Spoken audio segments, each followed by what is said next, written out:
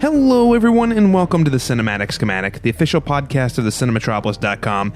I'm your host, the editor-in-chief of the Cinematropolis, Caleb Masters, and this month we will celebrate our 1-year anniversary of this podcast by talking about all things spooky in this year's horror movie Halloween season.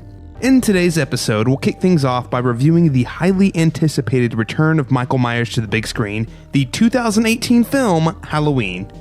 I never felt as though what was happening was predictable. I never found myself going, well, I know exactly what's going to happen next. In fact, there were several times where I was really not sure. I was like, is this, person going to survive? Later, Alexandra Bohannon will take us through some of the scariest film scores in the horror movie genre history. There is a lot of really strong visceral reaction to this film, and I think some of this score done by a prog rock artist in 1973 ends up making it to being on one of the best known horror movies of all time, their soundtrack. And to wrap up the show, Jacob and Zachary Burns will join us for part 2 of our audio diary of the Making of Shifter series to talk about location scouting and preparing to take their film into production. We need 4 weeks to make this movie, to shoot it. And so what we decided to do was split that into two-week phases. It's all coming at you next.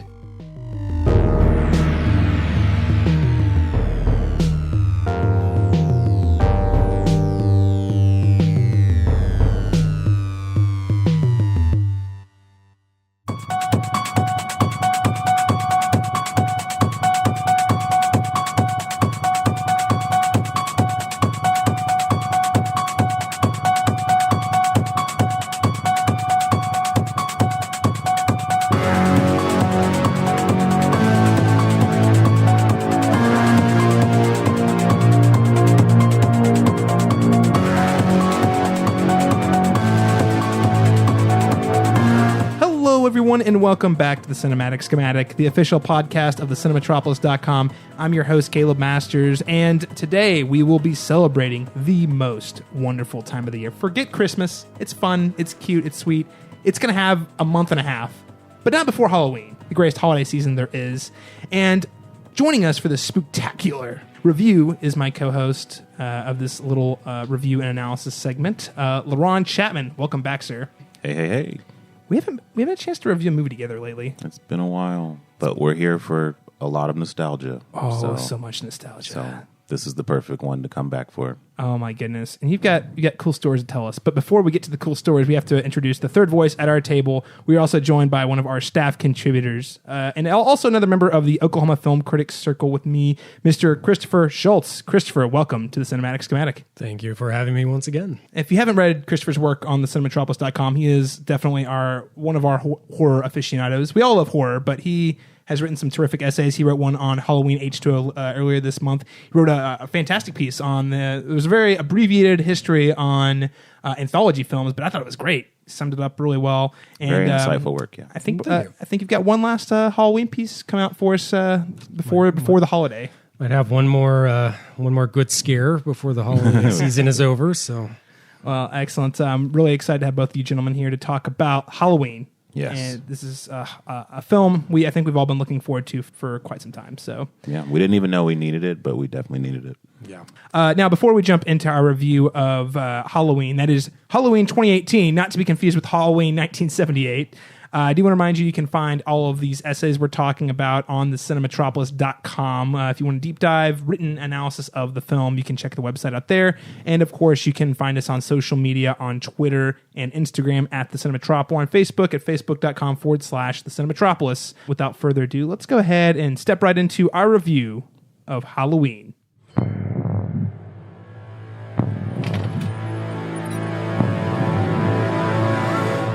I have prayed every night that he would escape. What the hell did you do that for?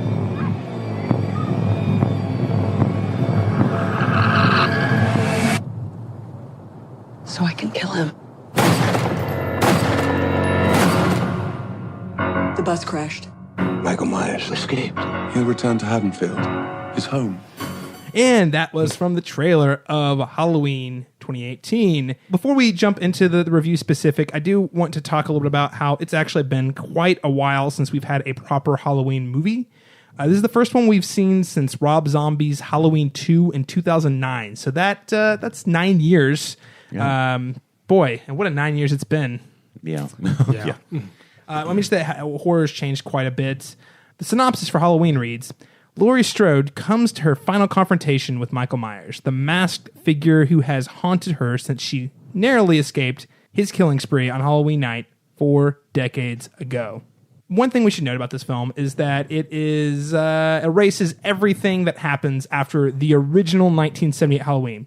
Yes. So we saw a similar occurrence happen with Halloween H20, which came out in 1998, 20 years ago, where they pretended like Halloween 1 and 2 were the only films that mattered in the canon. They ignored Halloween 3, 4, 5, and the Return of Michael Myers. The Curse of Michael Myers. Yes.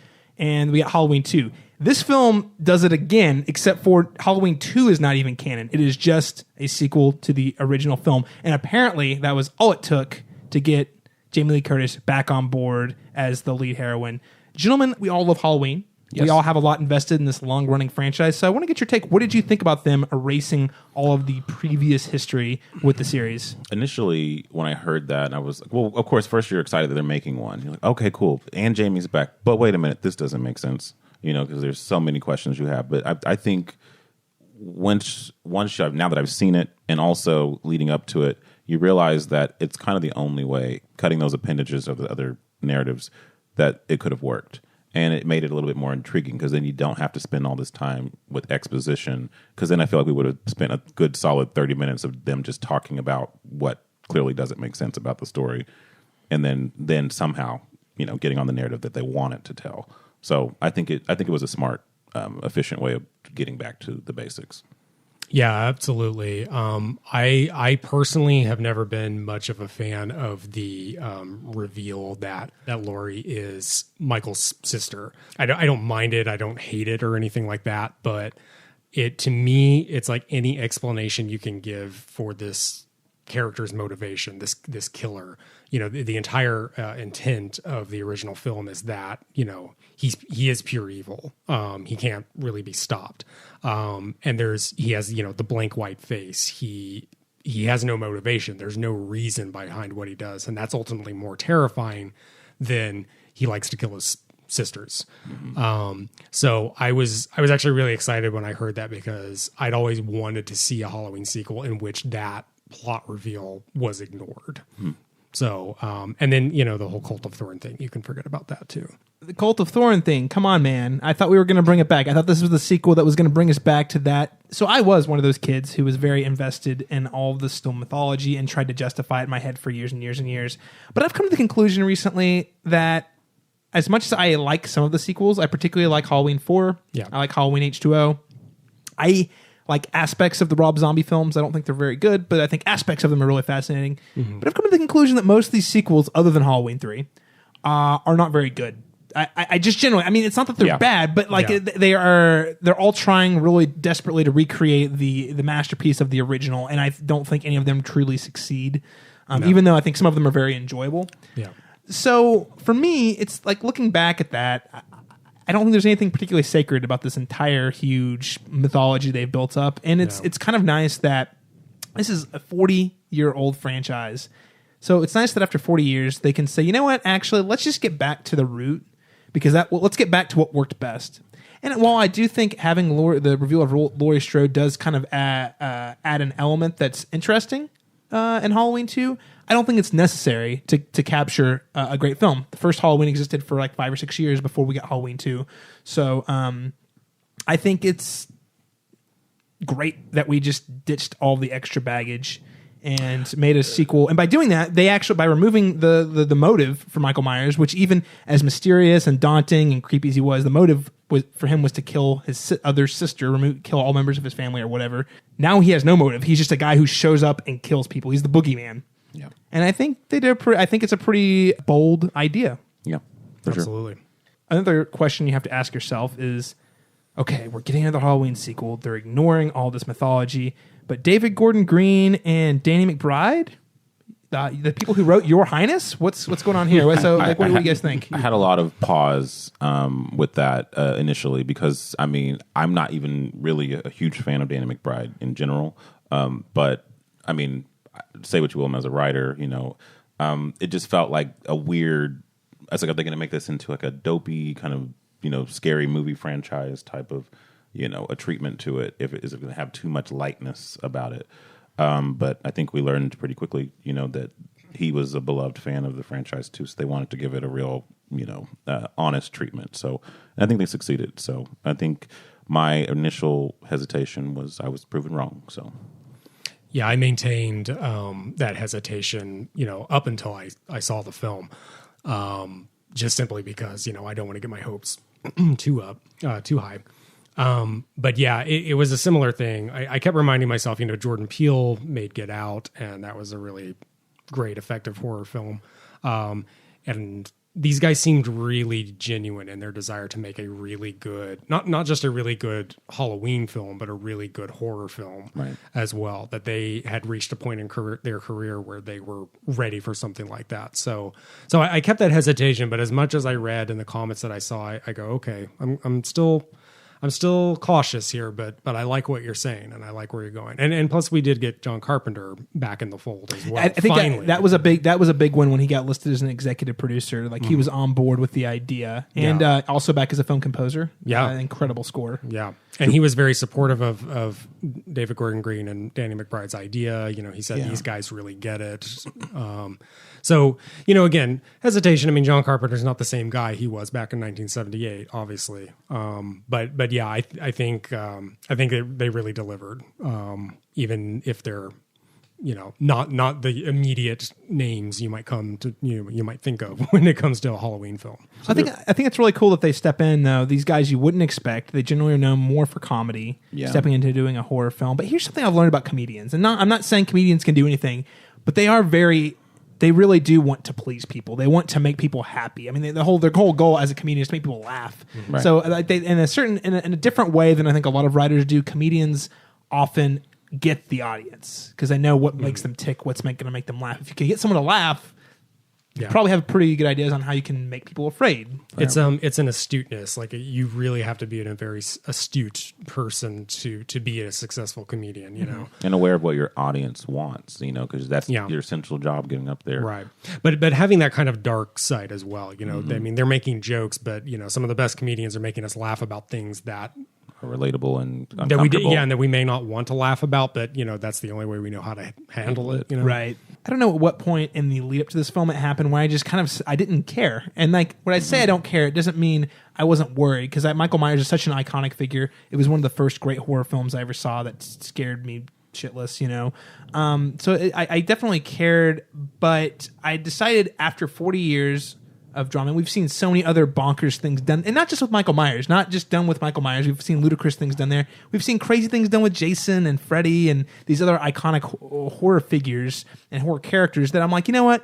What could it hurt to have some wildly unexpected people come in and make a Halloween movie? Like at this point, what worse could it do to taint the character or the brand or the idea? Especially so whenever I heard they were on board and they were doing this very novel thing, I was like, cool. Why not? Why not? Yeah, because it can't get any worse than Halloween Resurrection. Oh, so, God, yeah. no. Right. Yeah. This is the bar. Yeah. What, you mean no kung fu for Michael Myers? Oh, my God.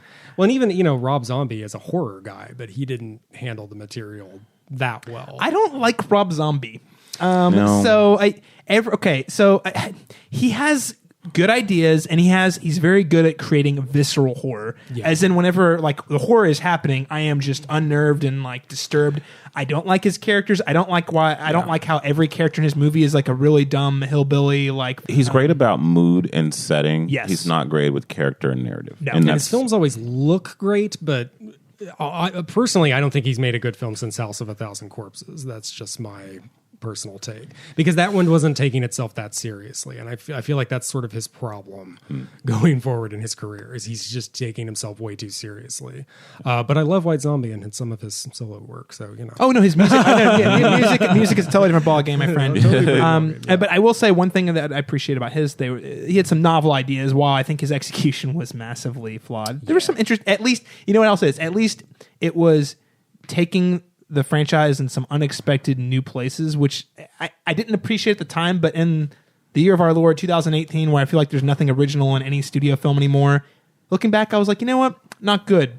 Novel and interesting. Yeah. So I'm happy to report, as we jump into our actual review portion, like, hey, did this movie work? Did it work? I think this worked great, because I did feel like I had seen something I hadn't seen before. I mean, there's nods. Sure, there's nods and Easter eggs to the original film, but there were more times than not that I was really enjoying the movie. I was really invested in the characters. I had fun, and I felt like I hadn't seen this copy and pasted from any other horror movie that came out in the last 5 years.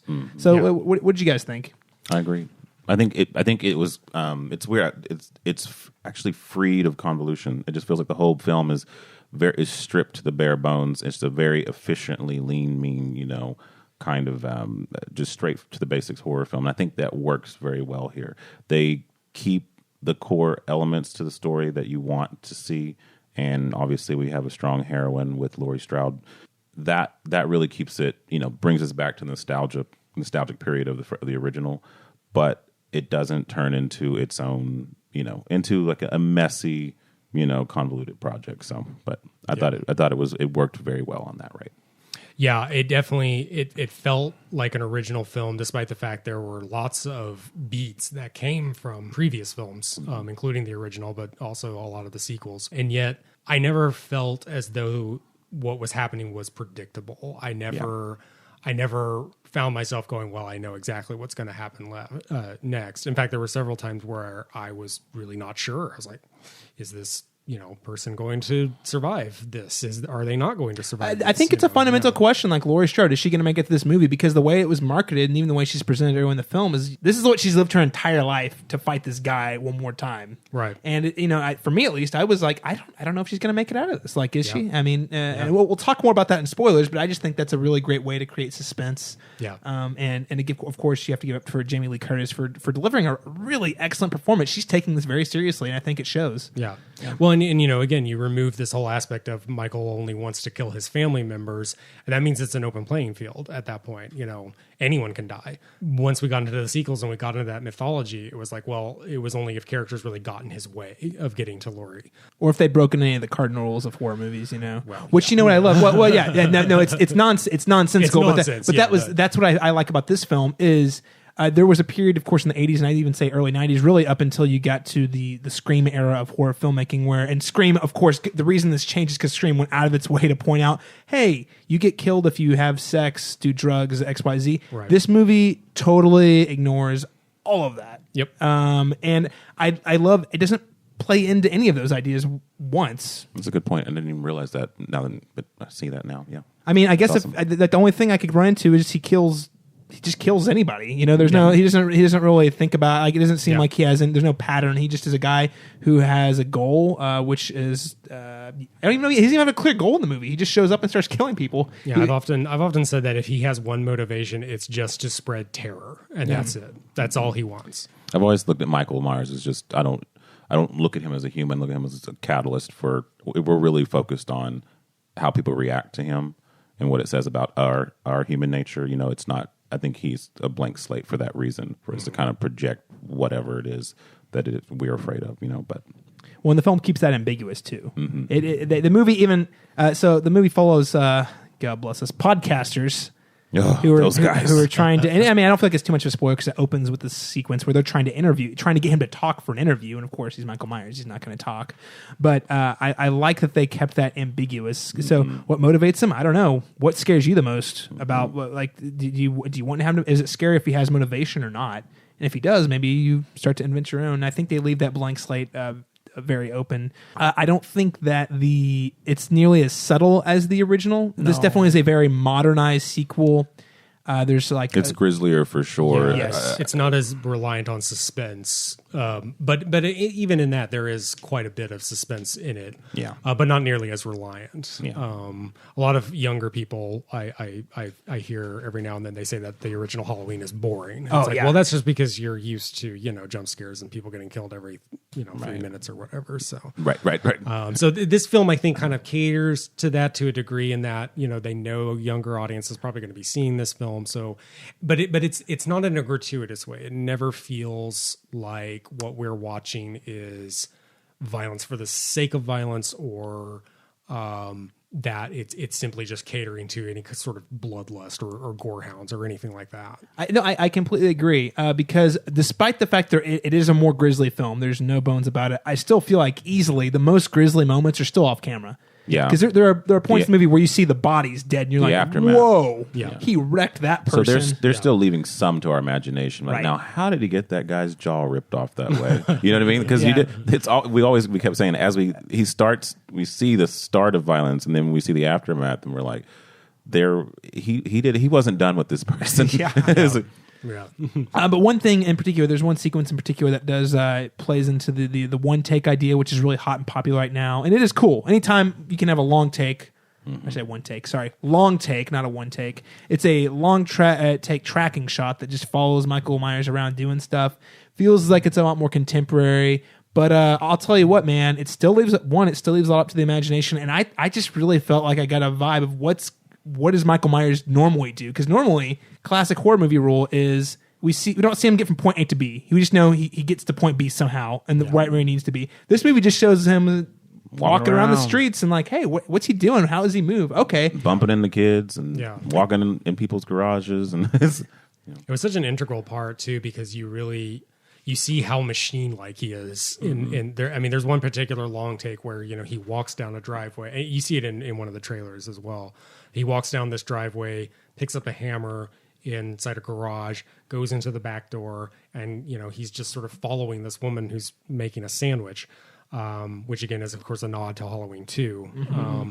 But it's just he's so mechanical in so many ways, but also still human in some ways, because it's like he's wearing a human face, you know, I mean, which literally he is. He's wearing a mask that's shaped after a human face, but he's like an alien life form that's learning the ways of common human people. Right, but it's like he has one directive. One mission for sure. It's destroy. Just killing. You're right, because it shows how efficient he is. Like, he doesn't stop to think about it. He just finds, okay, I need to kill someone, find a weapon, kill them, whatever it takes, get a new weapon, move on to the next victim. Yeah. And the next victim it's random. Like, there's no, he bumps into tons of people he doesn't kill. Yeah. So I don't know, I just thought it was a fresh way to present Michael Myers, and it really subverts the tropes without doing the thing. And I want to see what you guys think. I never thought that the film has lots of nods. There's only one where I really felt like they were winking at the camera, and it's towards the end of the movie. And even then, I still don't think it was nearly as wink at the camera as it could have been. I never felt like any of the winks or nods to the originals took me out of the movie or maybe forget. It was more like I thought about it afterwards. I was like, oh yeah, that was a cool nod to the original. But I never felt like any of that ever got in the way. What'd you guys think? No. I think every time, are you referring to the ones with Laurie? There's some of them with Laurie. Okay, but the sandwich is another example of like a random nod to the original. Well, the two with Laurie, the one in particular, like towards the end, but also in the beginning when the granddaughter's looking out of the window and she's there. Yeah. And then the second one where Michael is looking down at her in the ground, and he cuts away for a moment. I'm like, if she is not vanquished from that moment right there, I will be very disappointed. And then she was gone. So I love that. I love that thought, because each time that happened, I felt like it empowered her character a little bit more. And it does something like Your Next does, without being as nearly as in your face about it, but where it. Oh wait, let's not forget, Michael Myers might be hunting, but he's also being hunted just as much by Laurie Strode. It's reminding us that this is not the Laurie Strode that we once knew. Mm-hmm. She is not the victim anymore. She's playing him at his own game, and that was very exciting in a way too, because it's like, well, we don't know how this is going to play out. Has Michael met his equal?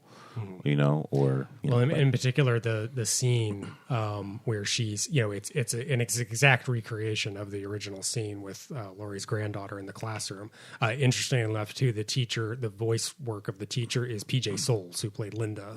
Wow. Yeah, I didn't know that. Nice little cameo from PJ Soles there. But yeah, she looks out the window, she sees Laurie, and what I think is great about that, too, is that, in the original film, Laurie sees Michael. She's being stalked. And with this, here's someone who, her name is Allison, correct? That's the I believe so, yes. Yeah. Allison doesn't really know her grandmother well.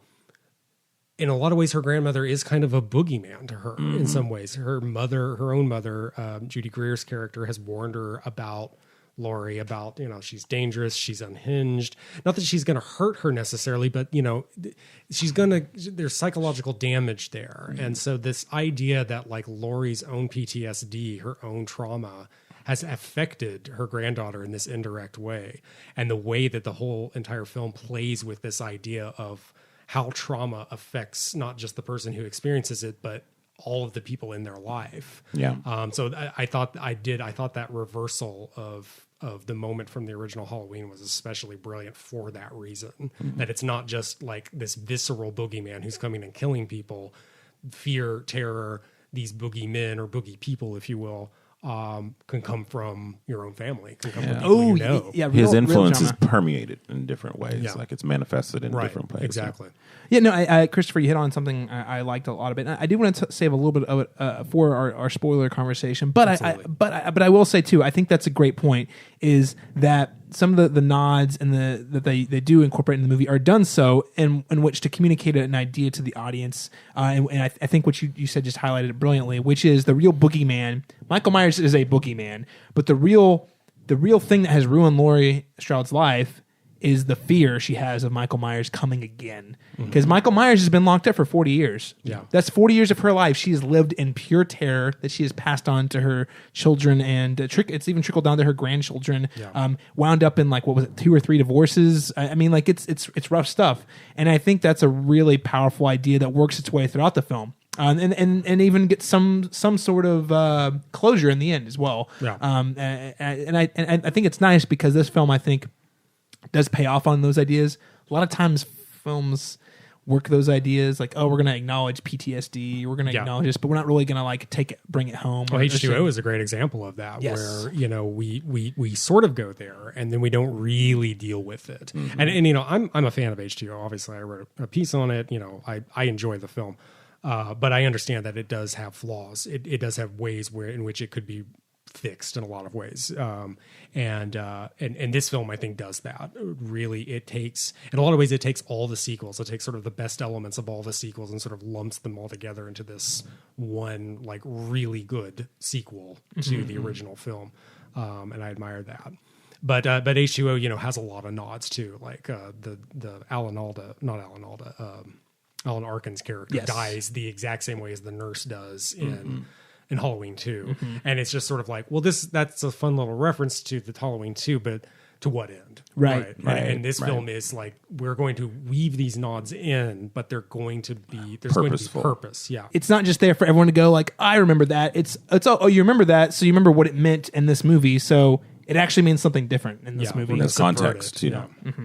Very cool. So how would you guys say that this stacks up against the other Halloween sequels? If it's not second, it's third for me in the franchise. I'd need to see it a second time to confirm that. But as soon as I walked it out, I would say for me, it is the second best in the franchise. What's the one it's closely competing with? Probably H2O or for me personally. Yeah, I would say, my ranking has always been, Halloween 2, and then it kind of gets scrambled from there. But I would definitely say this film tops Halloween 2 for me. It does everything that I would ever want a Halloween sequel to do.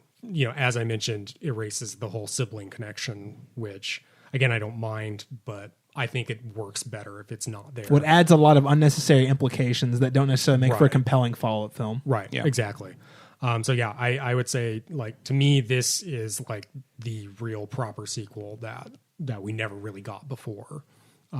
So yeah, it's right up there, right underneath the original. It's a sequel we never probably got before, but we only could have gotten if it was 40 years away from the original. Yeah. I don't think it could have happened really in any other time other than now. So we had to wait 40 years for it. But yeah, I'm not quite 40, so I haven't been waiting my entire life. So. Think about that. There have been people who've been waiting longer than we've all been alive. Right. I know. Those who were there opening night in the 1978 film. Yeah. John Carpenter. Yeah. I think I'm with the table. I also like H2O quite a bit, but I think it's funny the things I like about H2O are present in this movie, except for, like I said earlier, they commit to the ideas that H2O said is, which is, hey, how does this trauma wreck your life and change how you interact with the people you love? This movie commits to it and it follows it through. I think it, while it does lose a lot of the subtlety that we got with the original, the subtlety that made the original great. Unfortunately, I think horror movies, fortunately, unfortunately, it's bittersweet. Horror movies have changed, and they're just a lot different today than they were 40 years ago. So what we lose in subtlety, I think the script makes up for with and how clever it is. Both the script and the execution, like I said, incorporating nods to the original that also means something entirely different, and also it's a funny movie too. I don't know that bothers some people that their Michael Myers movie's funny. This movie's really funny, but it never the humor never it never keeps me from taking the lives of the characters we're following seriously. I always was very invested. And two, everything doesn't have to be dour all the time. This is, as much as Halloween is a classic that we love and I do borderline put on a pedestal as one of the greatest horror movies of all time, it's still just a movie, and Halloween has a history of being ridiculous, but not acknowledging that it's ridiculous. Yeah. So I appreciated that the injected humor kind of lightened it up a little bit. And the original film has a lot of horror, comedy in it as well. Tons of humor in the first film. The way I would describe this, if I was describing this to someone, I would say this movie feels kind of like a good Halloween themed horror carnival ride or something along those lines. More depth to it than that, though. I give it a little more credit than that, but it does. The production value is much better. Much better, yeah. Well, what I mean is this movie takes me on a ride, and it shows me all the things I love about Halloween the most. In a because as you said, Laron, it's a very lean movie. It's only like an hour and a half long. Yeah, it's not very long. And it captures all the things I liked about the original. New horrors, new thrills. So it feels like a sequel, and it feels like it evolved. But at the same time, I walked away feeling like, man, that was a great time. Am I going to lose sleep over it? Probably not. But I just think inherently the concept of Michael Myers and these serial killers has changed so dramatically since 1978 that it means something different. Yeah. So I appreciated it. I thought it was a fun time, and it's fun, but there's enough meat on the bones that you can drill down and think about it a little more as a commentary on horror. Even let's move to our recommendations section. Of course, buy the film means we're going to go out. We're going to see it in the theater, but also purchase it later when it comes out on home video, full price, which means you go to the VIP seating in the theater. You spend all the money and enjoy the show. Matinee is self-explanatory. You have streaming it, which is just save it until it's on your favorite preferred streaming service. And then, or do we skip or trash it altogether? Christopher Shultz, I want to start with you. How would you recommend the film? The buy tier, the top tier. I immediately wanted to watch it again after watching it, and I'm eager to see it again. I will probably own it on Blu-ray once it's out. I'll probably get as many editions as comes out. And that's true of, this is my favorite of the franchises for sure, hands down. But this one in particular just feels very special. It feels like, and it feels like it's not just for one particular crowd. There's so much that everyone's going to like. My wife, for instance, she doesn't hate the Halloween movies by any means, but it's not her thing. But she hasn't seen it yet, but I feel confident that she's going to love this movie.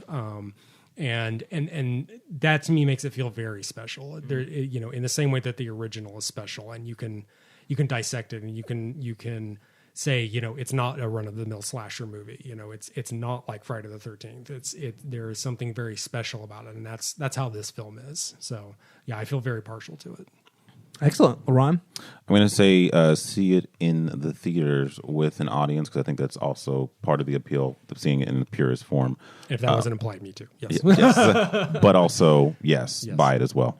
But see it in theaters first, because I think it's just one of those films that demands that kind of that kind of appeal.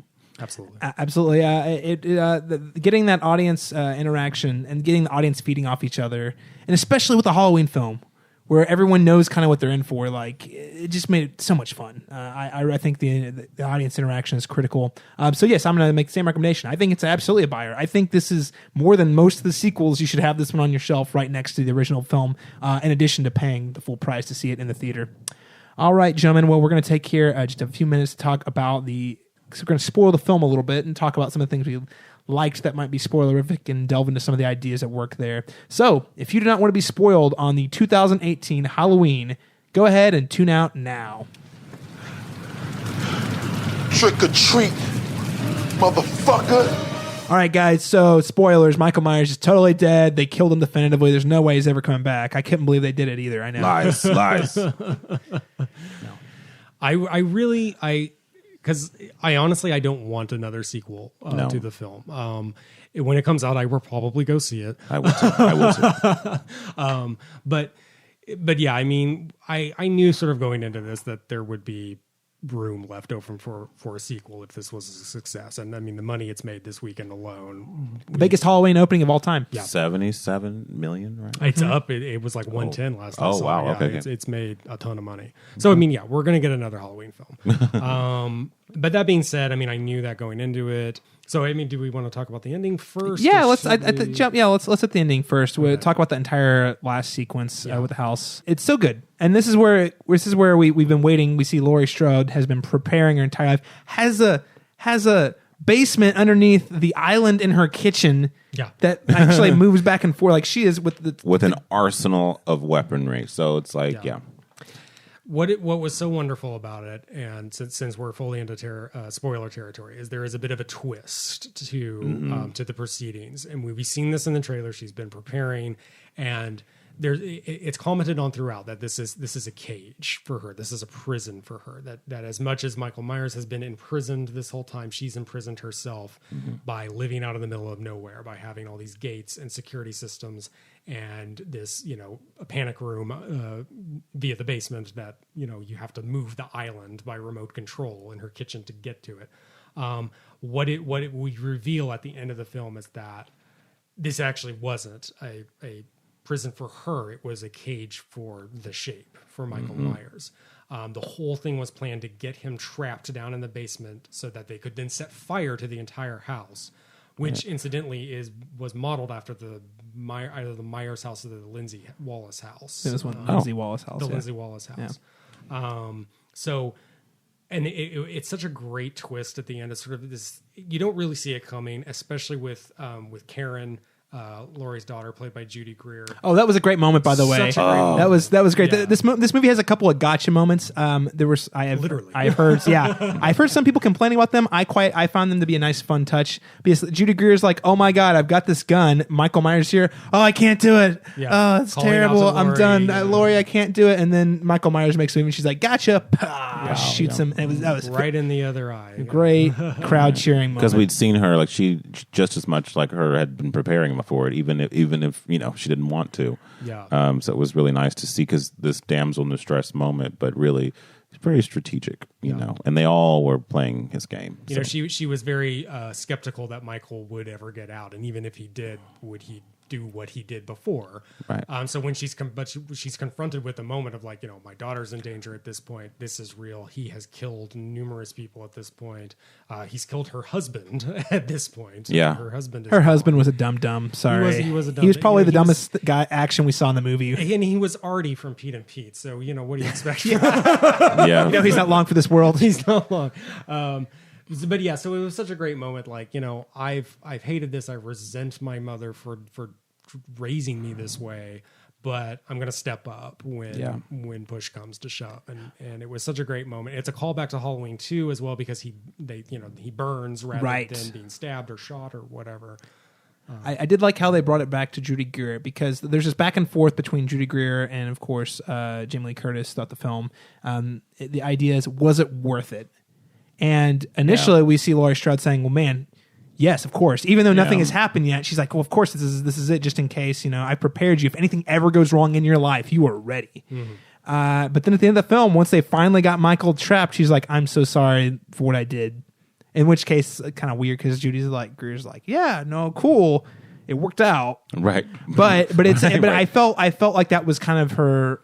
the character arc for Laurie Strode, which is, we see it throughout the beginning of the film, that she cannot connect with her family even when presented multiple opportunities and grace to do so, because she has just shut herself off. And her going through this entire traumatic experience makes her realize that she has not held her family close enough in the ways that she would prefer. And so I thought that was a nice touch. Yeah. I thought they committed to the idea and went through with it. And they bonded through that. That's the same. They're bonded through their trauma, and that's that is the connection between them in that sense.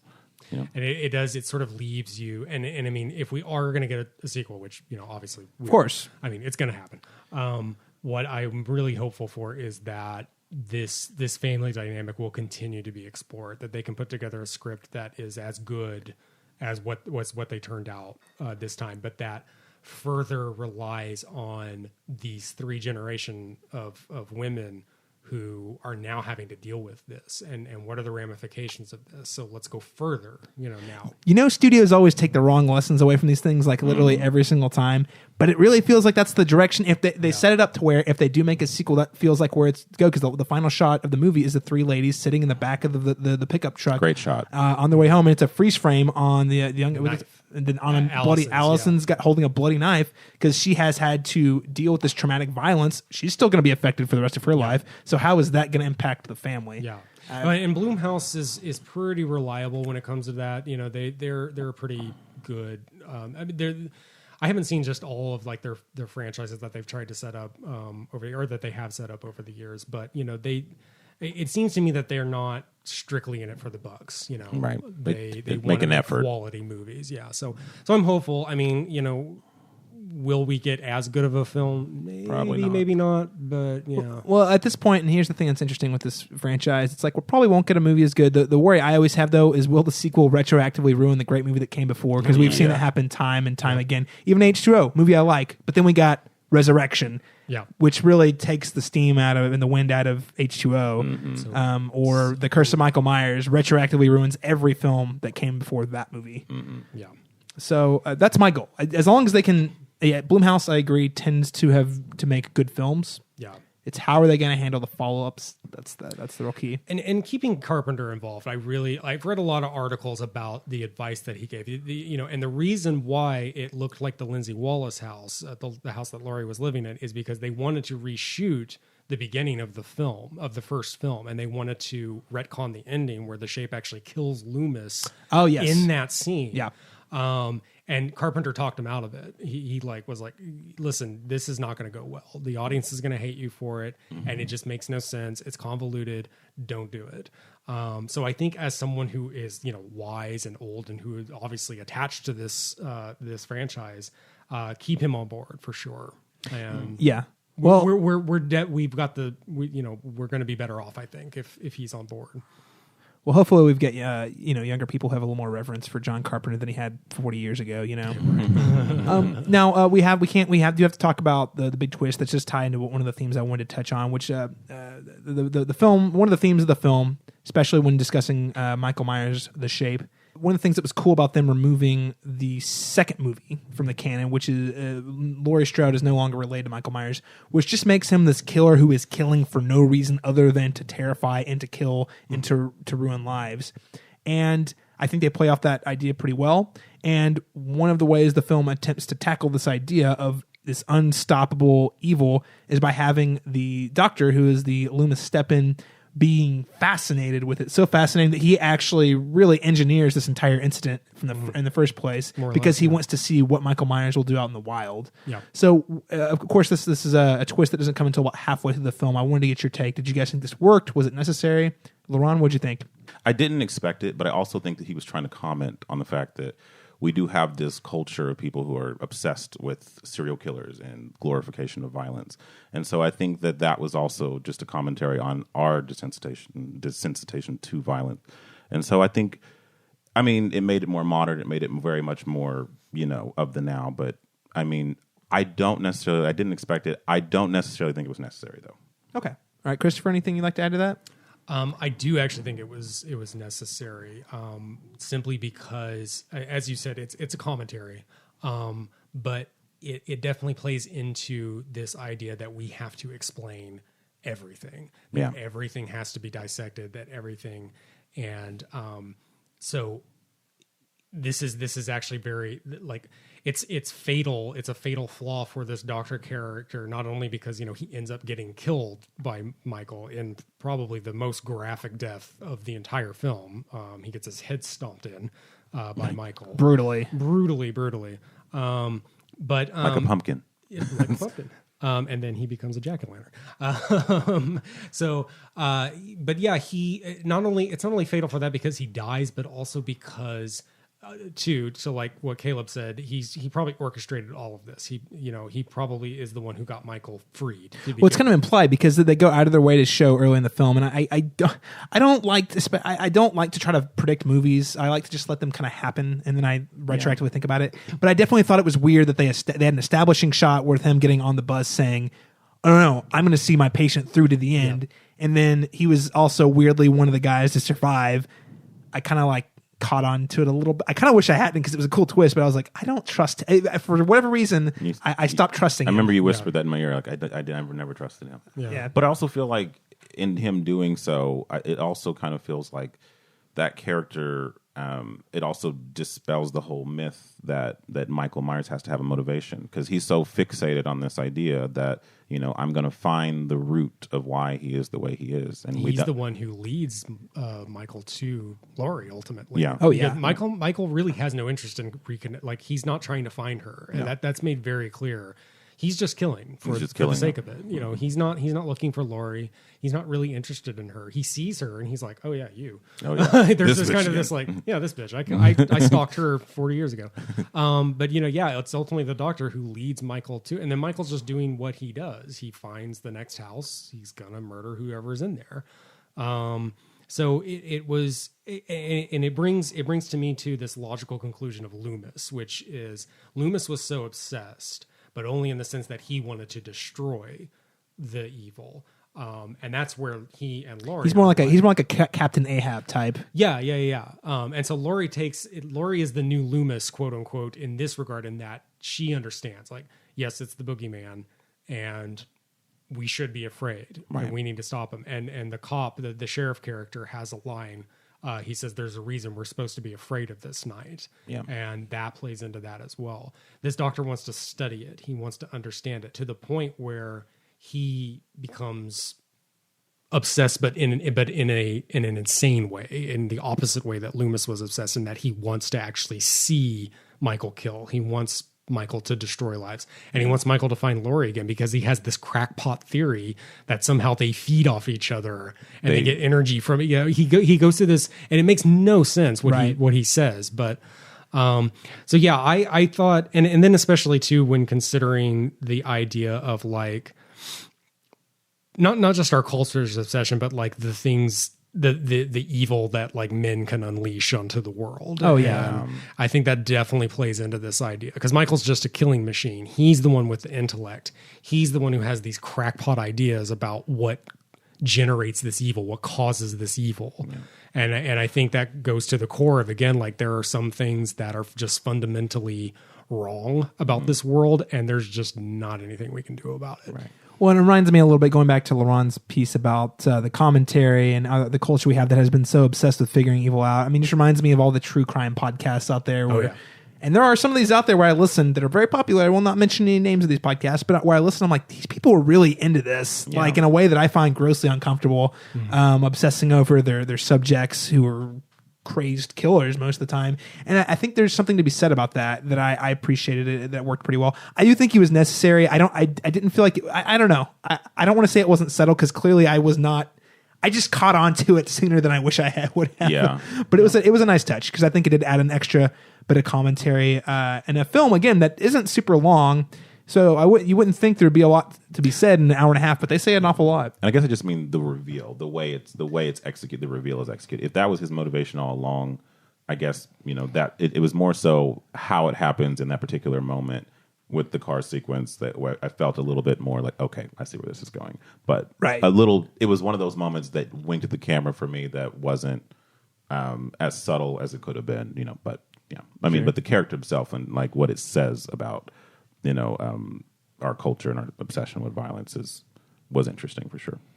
All right, guys. Well, we have talked about a lot of Halloween, and unfortunately, we are about out of time. Is there anything else you would like to add about Halloween 2018 before we wrap the conversation today? Go see it. See it with your friends. See it multiple times. That's what I'm going to say. And yes, see it with your friends. All right. Well, gentlemen, before we close out, where can people find you online, Christopher Shultz? You just go to my website. That's the easiest place, ChristopherShultz.com. That's SHULTZ, because, Charles Schultz ruined my life. So yeah, ChristopherSchultz.com, and you can find me on Twitter and Facebook and everything from there. Laron Chapman? You can find me on Twitter and Facebook under my name, Laron Chapman, and you can follow my feature film, You People, on Facebook at facebook.com/YouPeopleMovie. There's more film festivals rolling out by the week. All right, and of course, you can find me on Twitter tweeting about all the things at CMasters Talk. That's letter C Masters Talk. And our social media channels here on the Cinematropolis at the Cinematrop on Instagram and Twitter, and Facebook at facebook.com/the Cinematropolis. All right, everybody. Thanks so much for tuning into this month's review of Halloween.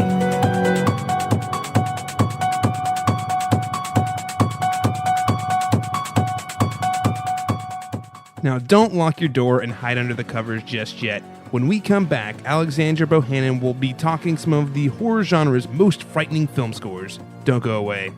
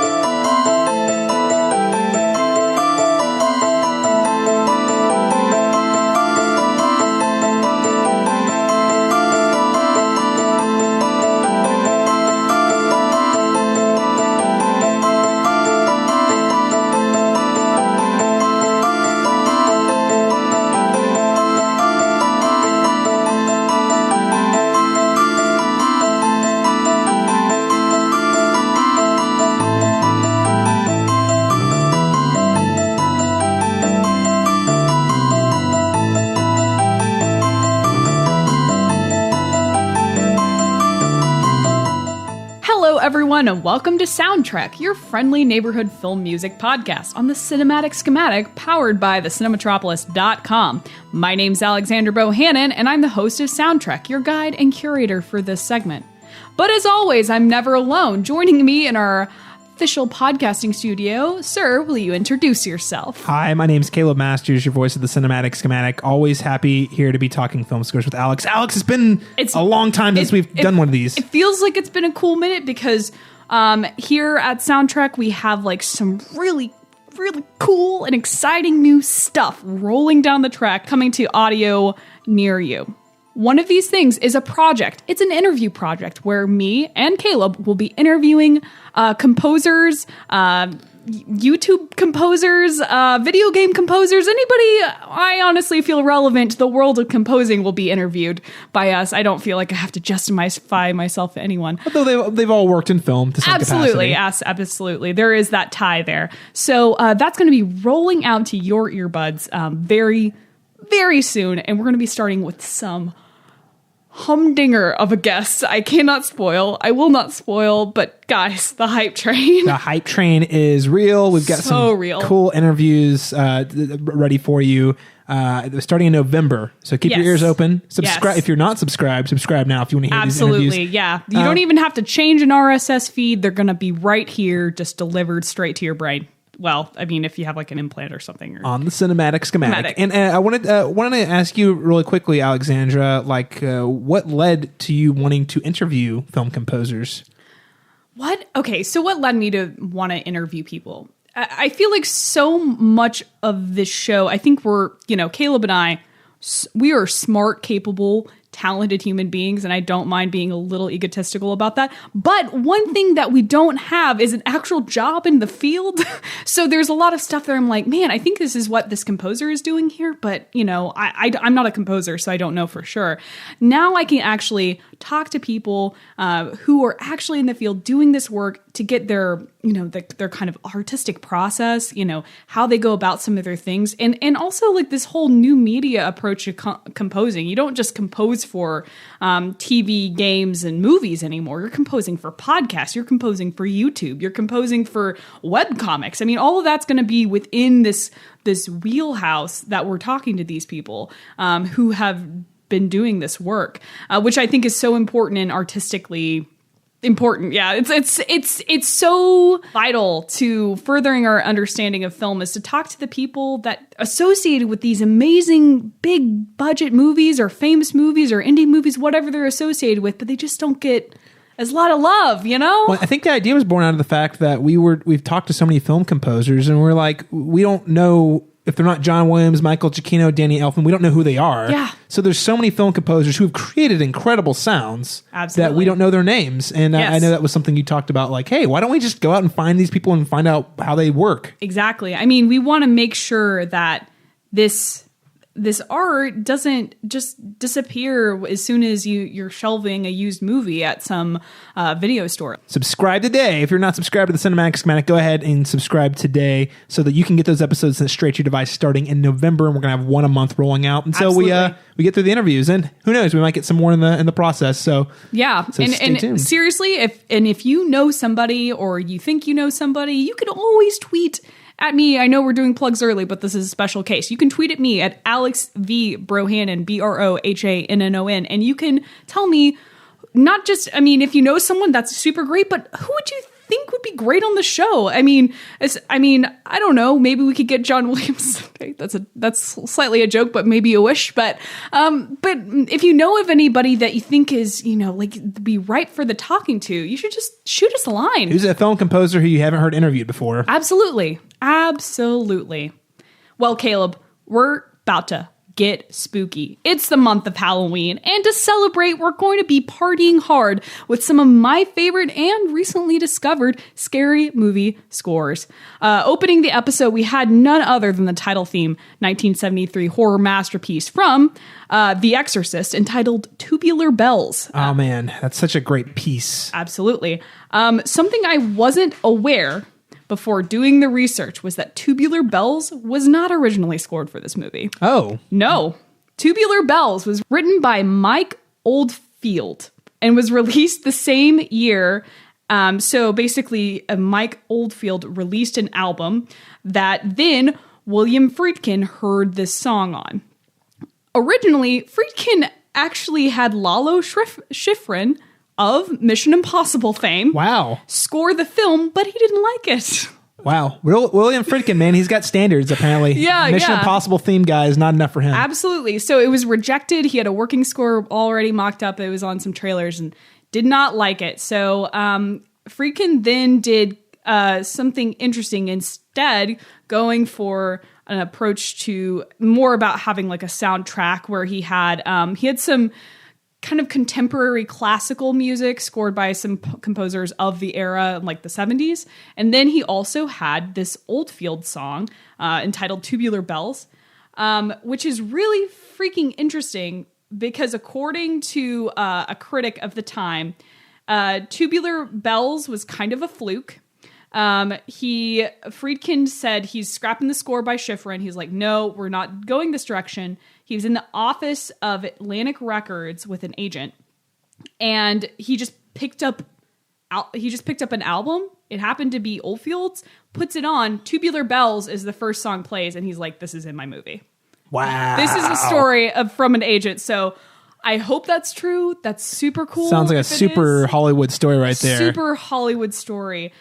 So it's only used in a couple scenes in the movie, but it has absolutely become inextricably tied to The Exorcist. Well, this is the sound of The Exorcist. Absolutely. Even if it's only used a couple times, those music cues carry a lot of emotional weight. The movie's terrifying. Outside of like maybe Halloween, like there's very few other films out there I think you could ask anyone who would say, I can't watch that movie again, or I won't even watch that movie. And this is the sound of the film. This is what's tied to those emotions. I know my mom, anytime I mentioned that, she's like, I refuse to watch that movie. I was like, wow. I mean, it's crazy. Yeah. And there is like a lot of really strong visceral reaction to this film. And I think some of this score, particularly it's not even so much the score, it's this one particular track done by a prog rock artist in 1973, ends up making it to being on one of the best known horror movies of all time, their soundtrack. Isn't that kind of insane? Wow, someone lucked out. Yeah, Oldfield. Oldfield just happened to have a CD that was right there when he was trying to play it for good old William Friedkin. Wow. Yeah, and that's one thing that really surprised me, because one thing we tend to talk a lot about is we talk about one composer who composed the entire work that you associate with the film.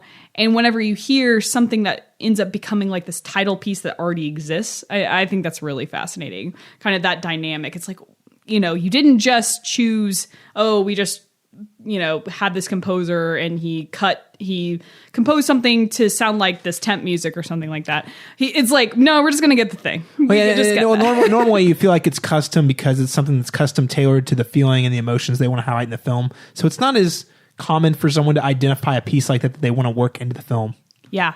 And I think that's why it's particularly interesting. And I think this sound that we kind of established in The Exorcist, that was on this like a new wave prog rock, ends up getting carried through a lot of it gets echoed by like composers that end up composing whole scores for films. And we're going to get to a little bit of how that sound is replicated a little bit later.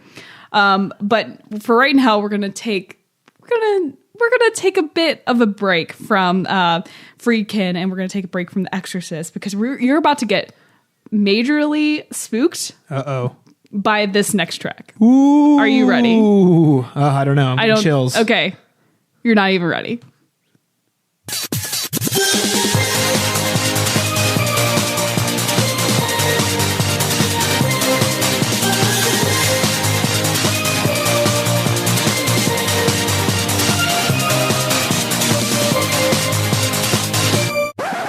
No, we're not going to be that happy when we discuss our next film, Perfect Blue. Oh, snap.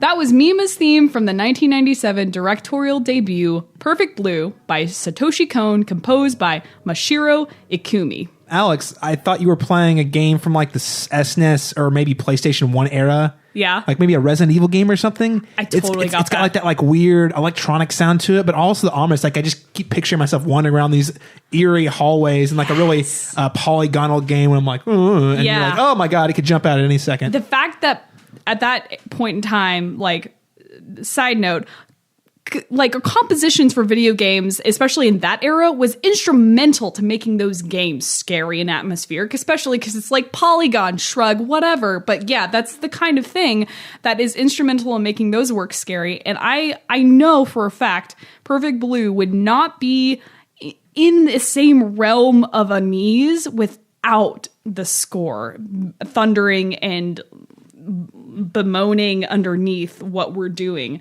when we watch the film. So Perfect Blue, if you need a reminder, psychological horror anime film following the rise and then the psychological break of pop idol Mima. So one thing that's super fascinating about this particular film is that the soundtrack is divided between J-pop, candy, sweetness, cotton candy, love me. As blah, we heard blah, a blah. second ago. Exactly. That 15-second little take there, that was from the score. It's called Angel of Love. I mean, it all sounds like anime openings for like some kind of Sailor Senshi anime. And then the rest of it is like the score in comparison is atmospheric, terrifying, repetitive, basically the antithesis of every single thing you'd hear in a traditional J-pop track. And so Caleb and I actually watched this film as part of Harold Story's Toon Tunes podcast.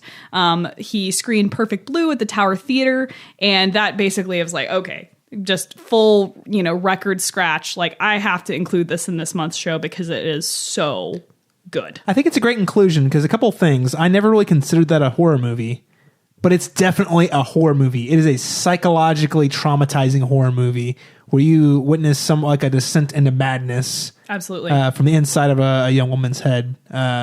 So it was a really interesting choice. I'm glad you include that here in the soundtrack because in soundtrack this month because it is a horror movie that one, it's anime, so people already inherently overlook it as a horror film, and two, it is a horror film, but it's because it's from a time and a place and doesn't fit into the tropes of like the air quotes horror genre. Yeah. So I think it's a really interesting inclusion. I'm really glad you put it in there because that soundtrack is money. Absolutely. I mean, and the thing that bums me out so hard about this is that composer Mashiro Ikumi, it looks like he only did like 2 things, and Perfect Blue was like the thing that he did. And like I can't find any more information about him or anything like that. So if you know anything about Ikumi, please tweet at me because I would love to learn more about this man because this soundtrack is perfect. The score for this works so well.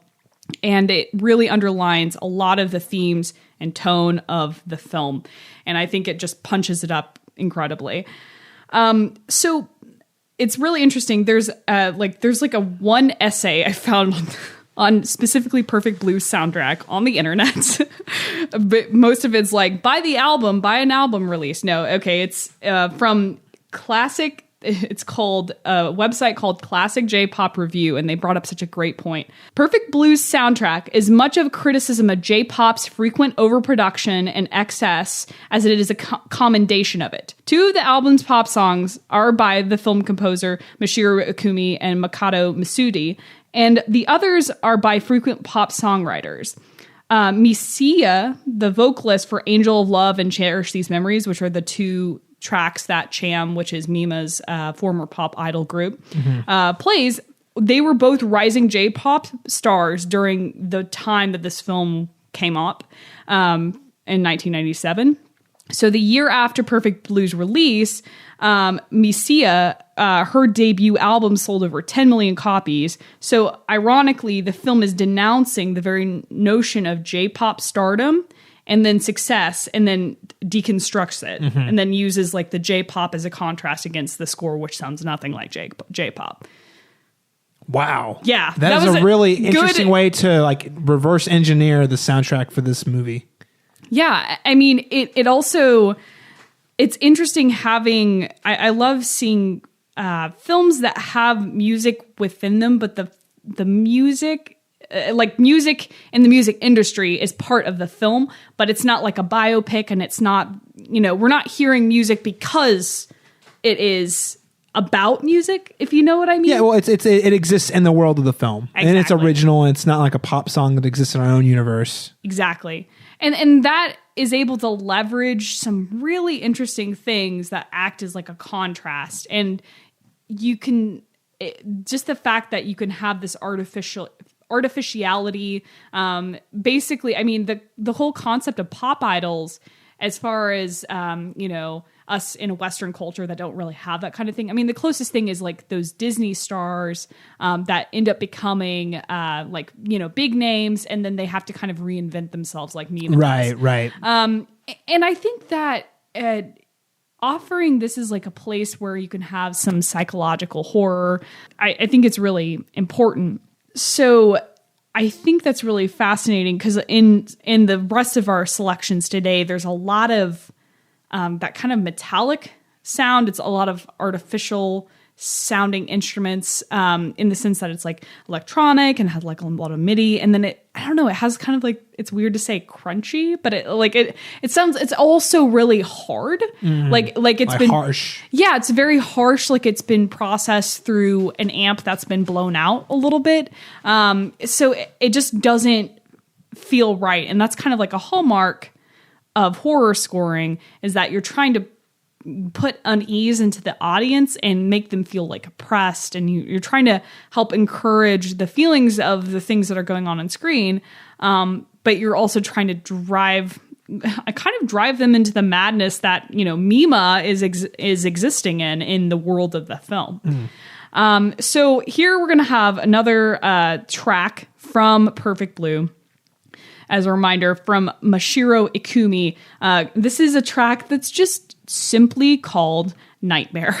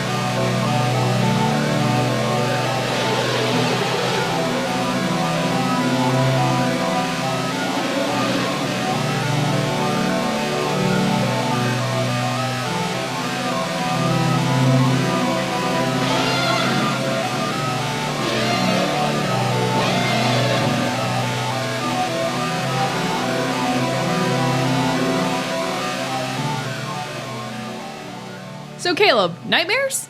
Nightmare Fuel. Holy crap. I'm going to be hearing that one in my sleep tonight. That is oppressive. Yes. And it doesn't stop. It just keeps building and building and building until it feels like it turns into a thinly pointed drill that drills down into your skull and your ear. Oh, man.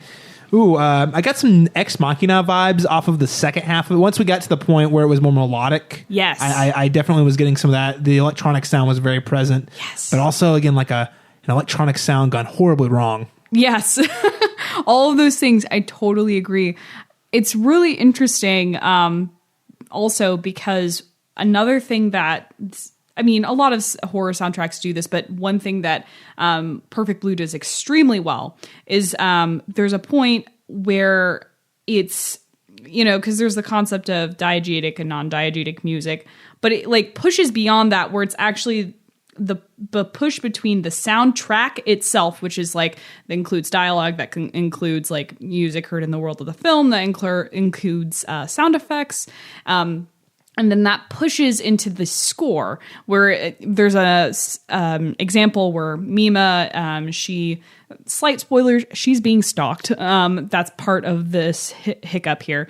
She's being stalked and she receives a fax, and the fax, it's 97, right? They said fax machines back in 1997. There is a great bit that if you've never seen this movie before, where she talks about the internet and it is a delight. It's probably the only time you laugh in like this movie. It's like you know how really old, we used to joke about how really old people would talk about about computers. It's like that, except for this is like a 20 some odd woman. Yes, it's a treat. Anyway. What do you mean HTTP? It's great.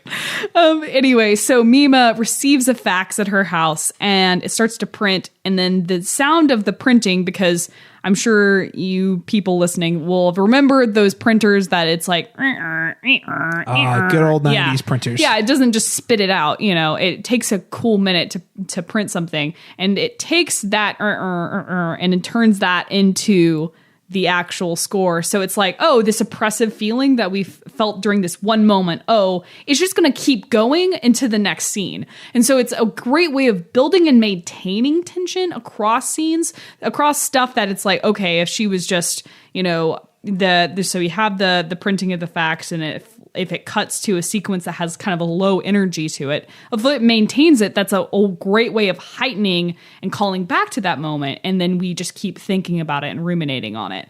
It's a great way of building without just relying on jump scares or relying on stuff that is like, yeah, you can do that, and punch it up with a music cue. You could have a jump scare, punch it up, whatever.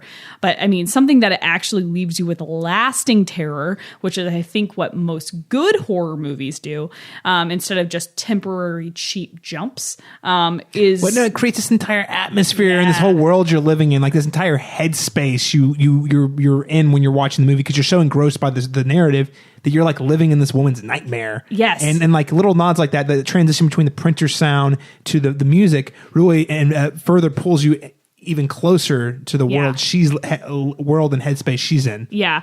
Another movie in actually recent history that, we're not talking about today, but you should definitely check out is Thoroughbreds. It did that beautifully throughout the movie, where there's the stepdad is using a rowing machine, and then in a very similar way, it's something that's like, it's mechanical sounding. It's also rhythmic, and it also kind of, it just has like this rhythm noise to it.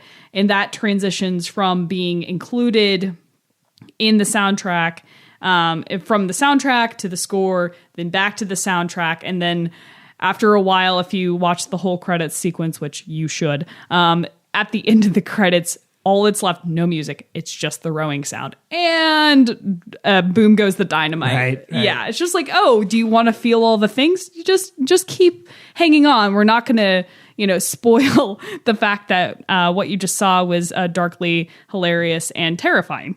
But I think that's exactly what Satoshi Kon is doing so well in this film, with his composer Mashiro Ikumi.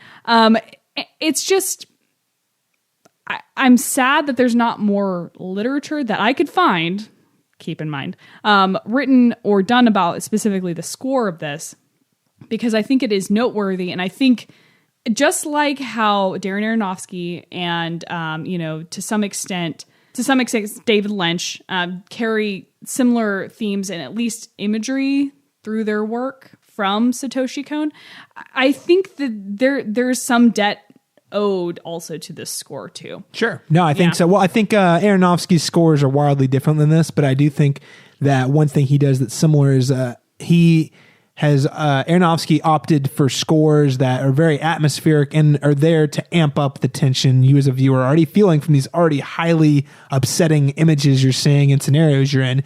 He works with Quint Mansell, who is an incredible film composer I love, to kind of create the same feeling. Yeah. He's like a master at being able to ratchet tension even in unexpected ways. So that's one thing that's great about this work. But I'm going to have to leave, and we're going to be leaving Perfect Blue, but we're going to still talk about women losing their minds, except this time there's witchcraft. Witchcraft?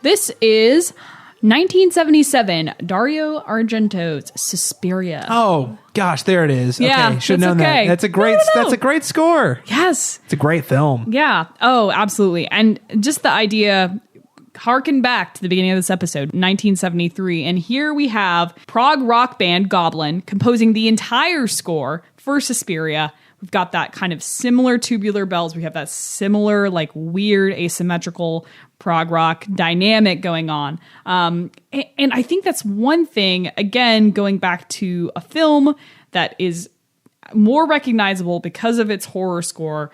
I think that Suspiria checks that box so hard. Man, this score really elevates the movie. The movie is fantastic, but the thing about Suspiria is it's an experience. The way I always describe Suspiria is it's an experience. You feel the movie. Yes. It kind of washes over you in really terrifying, upsetting ways, but fascinating too.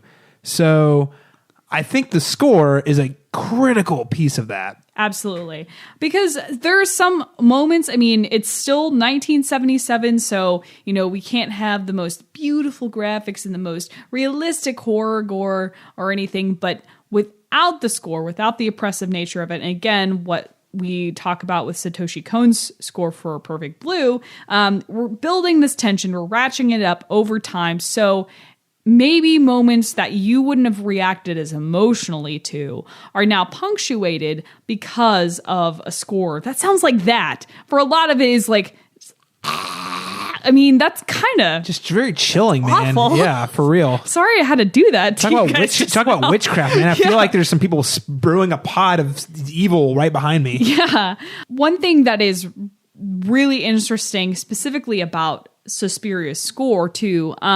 So Ennio Morricone, in his compositions for Leone, Goblin score for Suspiria, it was made before the film was shot, which that's like an interesting hallback to another era, is that it was like totally composed before they even... They scored, Alex, you're telling me they scored music before there was film? Yes. How did they do that? They just did it. Magic. Yeah. What a time. What a time. And so another interesting element for specifically this film is that the score was also used as movies that was also reused in movies in Hong Kong. So just, again, going back to how strange and weird scoring was, especially in the 70s, it feels kind of like the Wild Wild West a little bit. They just reused it for a handful of other films that were released only in Hong Kong, martial arts films like Dance of the Drunk Mantis and We're Going to Eat You. What? Sorry, I actually didn't read that before this moment. So I kind of want to watch that movie now. It's a horror comedy. We're Going to Eat You, 1980. That's going on the list. So another thing that's really fascinating about this. So if you've not been living under a rock, you know that in our year of our Lord 2018, we have a remake of Suspiria. Right around the corner. Right around the corner. I'm saying like is in less than 2 weeks right around the corner. Absolutely. So the band Goblin that composed the score, well, they've had member changes, but they went on a tour they played Suspiria in a theater and they would play live the score. Oh my God. Yeah. I would kill to see a Suspiria live score. Yes. Isn't that insane? That's incredible. It's amazing. Are they coming to Oklahoma City anytime soon? I don't know. I wish. So the 2018 film remake of the same name, Call Me By Your Name director Luca Guadagnino. You should guess who scores that movie because it is someone you definitely know. Not the cheese goblins from Mandy.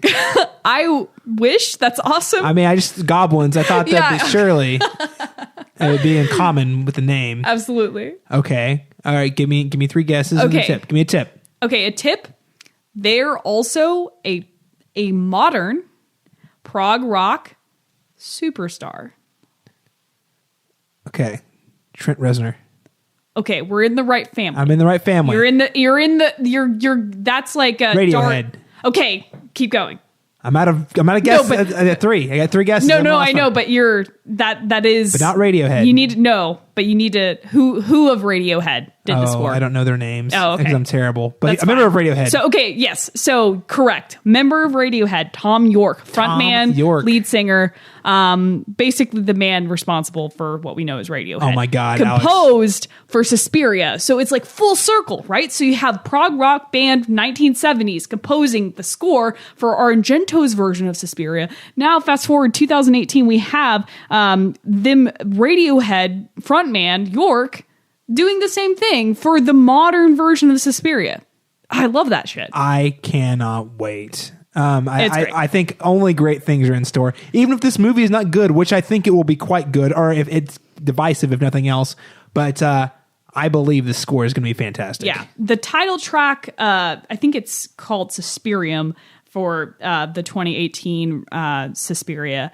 It hit top 40 alternative when it was released. Like this is a force. This score is already transcending its already haunting us. It's already haunting us. That's right. So apparently Tom York, this is his first film score. He was approached for Fight Club in '99, but turned it down. Good call.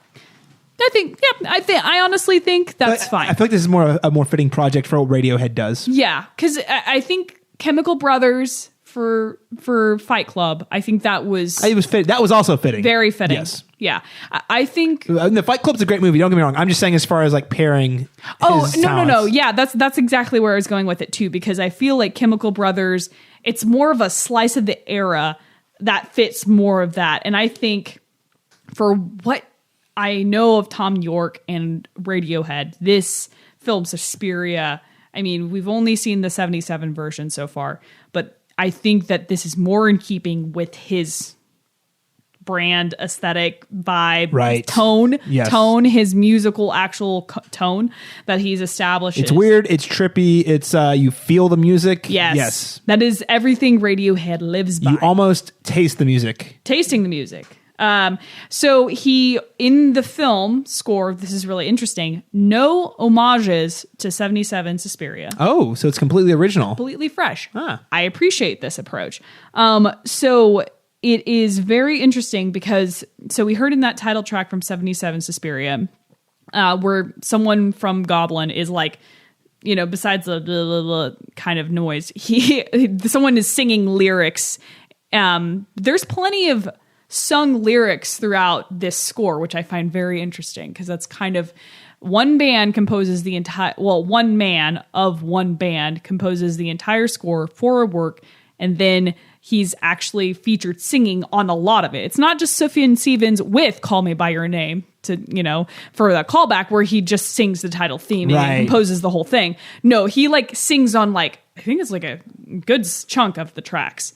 So he's featured vocalist for a lot of just writing. Okay. And so he said that a lot of the lyrics of the stuff he was singing, he's not actually specifically singing about anything happening on screen. Like all the lyrics he says he's mostly singing about like world politics. Like, I mean, of course, metaphors and allegories of world politics and this kind of like Trumpian, or like kind of the where we are in the world today with like Trump and world. It's going to be really sad. Oh, it's going to be real sad. Just a total gut punch. Which is again very Suspiria. Absolutely. I think that fits what this movie's about. It's about mood, articulating mood and feel, and psychology of the audience even. Yeah. So Tom York said in a Billboard interview that there's one track that he feels like for him defines how he feels about the movie and what his basically his personal titular track. It's called Open Again. And this is a quote from his interview with Billboard.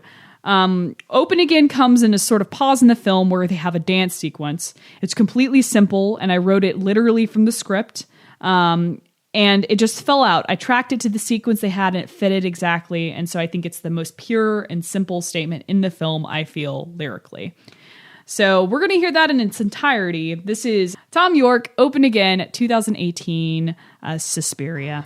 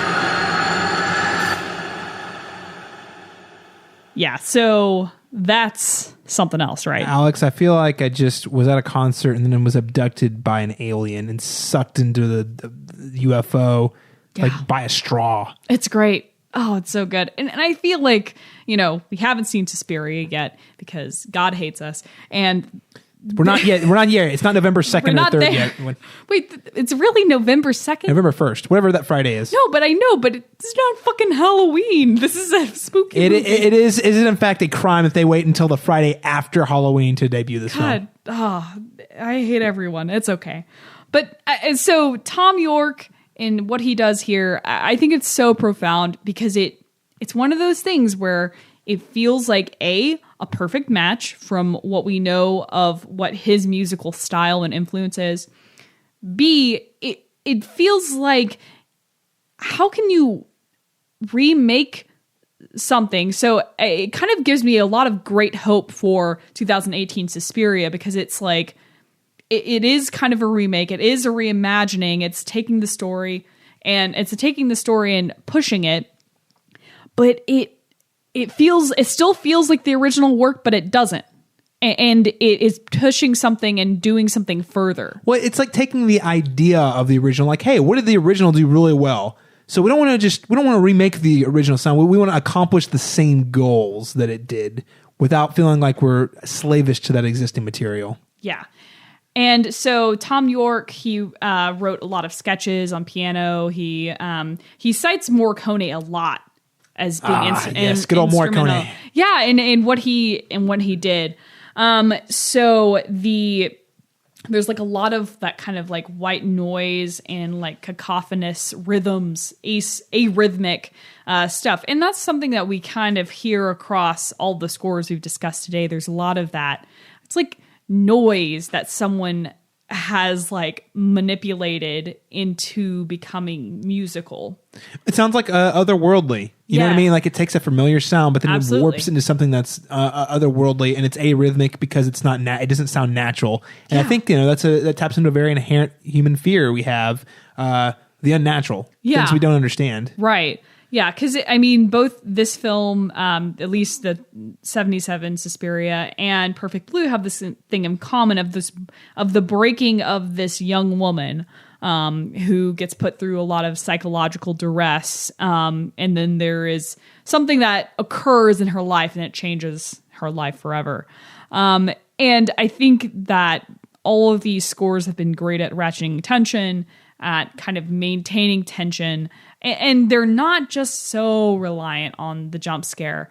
Even, the idea that they're, manipulating sounds to get the exact influence on the audience that they want and that the director wants. I think that's amazing. Yeah, no, I agree. Again, it's not about the jump scares. It's not about like the super heightened tension. It's more about creating what is going to make an audience feel uncomfortable as they matched with these crazy visuals have been created by Dario Argento. Yeah, and that's the thing that's going to be that horror and dread and unease that sticks with an audience, and that makes them come back to a work more so than just something cheap, Agreed. The best kind of horror. Exactly.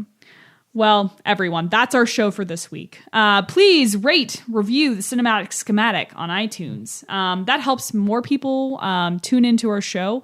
Especially, you should tune into our show to make sure you tune in to our new interview series that's coming to audio devices near you. November, guys. Subscribe today. That way you don't have to do the work tomorrow. Yes, exactly. You will always be notified if when those interviews roll out. They will come to your device and they will play if you push play. Absolutely. And help, as Alex said, help other people discover us by giving us a rating and a review. That would be lovely. Absolutely. If you could give us one Halloween gift this year. Oh, that's the best Halloween gift you can give a gal. Come on. Don't trick us with your fandom. Treat us with your reviews and let us know how we're doing. Bless you, Caleb Masters. I am Alex V. Bohannon on Instagram and on Twitter. I've spelled it earlier in the show, and I'm too tired to spell it again. Where can people find you, Caleb Masters? Well, people can always find me tweeting on the internet at CMastersTalk. That's letter C, Masters Talk. I'm also on Instagram at CMasters91, also on Letterboxd at CMasters91. That's fantastic. So, closing out our show, we will be followed by the track Volk from 2018 Suspiria, as composed by Tom York. Well, as always, we're Soundtrek, and we look forward to trekking with you next month.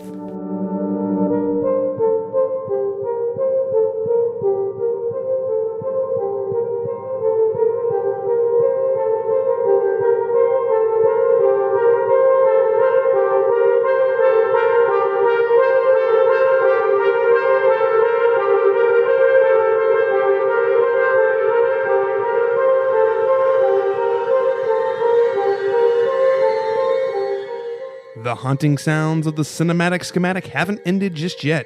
Make sure to stay tuned to hear the latest updates in the making of the time travel body horror film Shifter with Jacob and Zachary Burns. You won't want to miss it.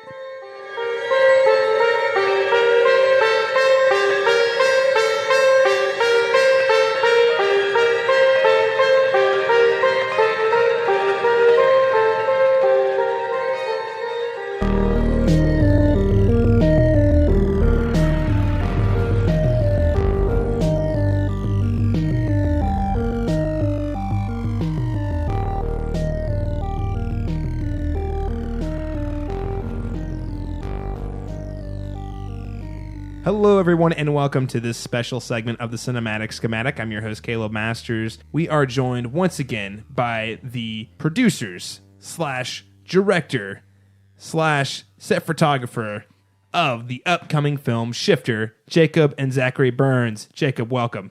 Hey. Zachary, welcome. Hello. Hi, guys. Hey, man. What's up? It's good to see you guys. No, for real, I genuinely, not even podcast show. It's good to see you guys. Hey, you know what? You too, man. Oh, thanks. Right back at you. I went from seeing you guys pretty frequently, and then all of a sudden you started making a movie. Yeah.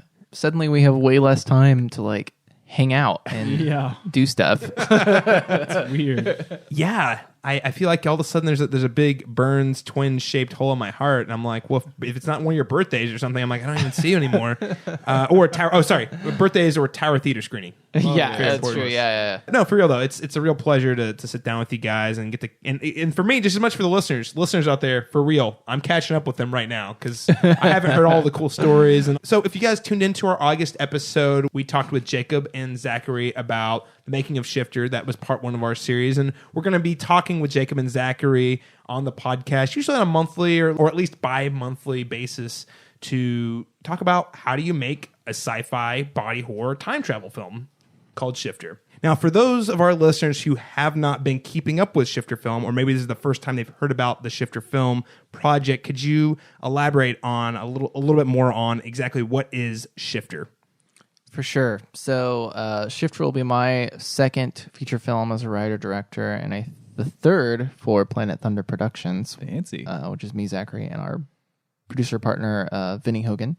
Shifter is a time travel horror film about a young woman who starts to experience these very painful and gruesome side effects after an experiment with time travel goes very wrong. Did you say time travel? I did. Like the greatest science fiction genre there is? That's the one. Yes, I love it. So, gents, I want to go ahead and pick up right where we left off. Sweet. So, last time we talked, you were at the very end of your Indiegogo. Well, and your goal was, what was it, 35? Goal was 30,000. 30,000. Yeah. Mm-hmm. Okay. How much money did you guys make? We ended up, so it was kind of a mad dash there at the end. Mm-hmm. We kind of went from like being kind of bummed about how much money we weren't going to make. And then there in the last few days, we raised like a lot. What was it, like 6,000 or something like that in the last like 2 days or something? It was something like that. So we ended up getting just over 25,000, which wasn't the goal, but still You get pretty close though. 25. Huge, it's a solid huge amount. Yeah, It's more than that's more than 80% of the goal, I believe. Yeah. And way more than we raised for nostalgia, Yes. Electric Nostalgia. A full 10,000 more, which is crazy. Indeed. So yeah, it was that night especially because we weren't sure we were gonna get. We started out the morning at like 22 or something like that. Something like that, yeah. And we were like, okay, well, let's just try to get as much as we can. Yeah. And like the day was kind of slow, it just kind of consistently came in. And then there in the last like starting last around like few 8 or hours, so, yeah. 7 or 8 or something like that, all of a sudden that's when everybody who'd procrastinated suddenly was like, oh, this is ending right now. What do you guys say, Yeah. like right Yeah. now, if we don't meet our goal, we don't get to make a movie? Which is not what you guys actually said, but Yeah, but Right. yeah, so it's a yeah, good way to we light kind some of- light a fire. Exactly. Yeah, Yeah, for it's sure. like, yeah, this is your last chance to give and stuff like that. And so, yeah, all of a sudden people, that's how it always happens. There's always like a big lull in the middle. Yeah. And then all of a sudden everybody realizes, oh yeah, I was planning to do this. So is that from your? I mean, obviously from your personal experience, but would you say from other filmmakers you've talked to, is that a pretty common experience when like I mean, not that you should count on last second donations, but Yeah. where it's all of a sudden those last very important hours, people start to show up. Totally. Yeah. I mean, I think it's true of pretty much probably any fundraising campaign, whether it's a movie or anything. There's just always people who from day one or before day one have planned to give. But just like everybody, and I do it too, like where I'm like, I'll see a project or a friend's project and I'll be like, oh yeah, I'm going to give to that. And then I don't in that one moment. And then all of a sudden on the last couple of days, I'm like, oh, I better do this or I'm not going to be able to. When you see all the fire emojis saying, donate to our movie, please. You're like, oh yeah, I should do that. Exactly. Yeah. So, well, congratulations. Thank you. The $25,000 is Very impressive. Yeah. That's a lot of money. You can make a movie for that. You can, and we're going to. Yes. Well, that's exciting to hear the morale boost there, because my Yeah. next question is, okay, and we talked about this a little bit on last episode, in our last talk, where you said, well, we need this much money to make the movie we want to make, but if we make less, we're still making a movie. Mm-hmm. So how would you say that the $25,000 you raised versus the $30,000 goal changes your plan?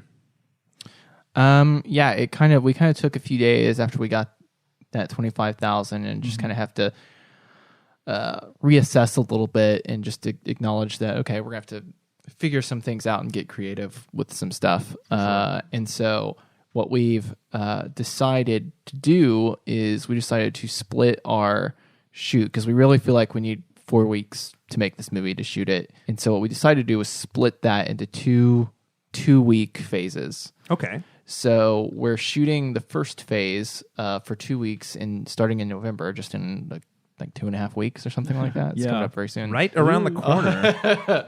And then we'll shoot the second phase later on. But basically, that gives us a little bit of a chance to maybe find some other money somewhere, or for us to get creative and find ways that we can do things for cheaper, or anything. Now that we'll shoot this first 2 weeks, we'll shoot over half of the movie in this first 2 weeks. So, and really the meat of the movie.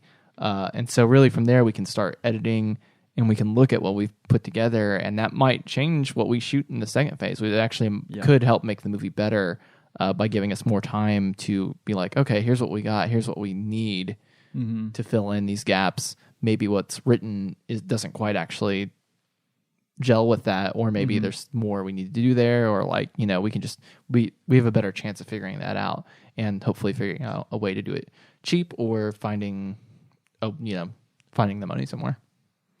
Okay, so it sounds like you guys have a really cool, very creative, but also exciting plan too. I think that's an interesting approach. It reminds me a little bit like maybe the Avengers Infinity War Part 1 and 2. Because I say that because I know that the way studio filmmaking is a lot of times they are editing versions of the movie as they make the movie. Yeah. So it sounds like you might actually get to see, obviously you're not making a $500 million movie or whatever, but you're able to see some of the same benefits they have, because they're, that was specifically that film, because it was a 2-part film that was over like 100 days or whatever. Yeah. But there were definitely parts they had certain cast members available for certain days, and they were able to say, hey, look at it. Here's what we need. Here's what we don't need. Yeah. And you're almost in a roundabout way able to get a pickup shot shooting.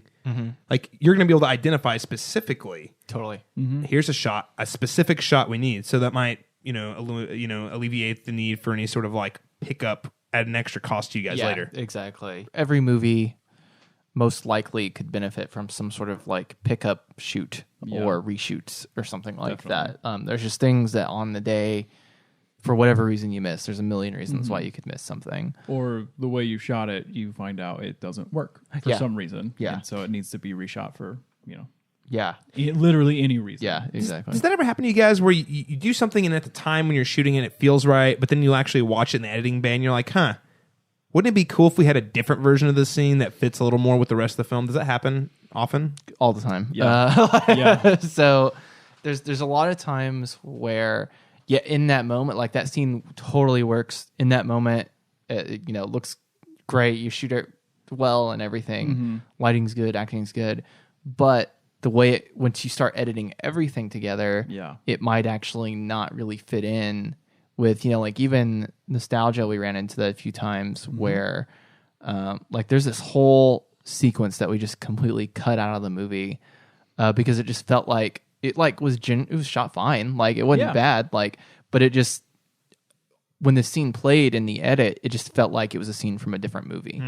This whole sequence. And it was like kind of this weird, like ghostly shadows. Like we were going to play up shadows and stuff like that a lot more with like the nightmares and stuff. And this was supposed to be like one of the really big moments of that.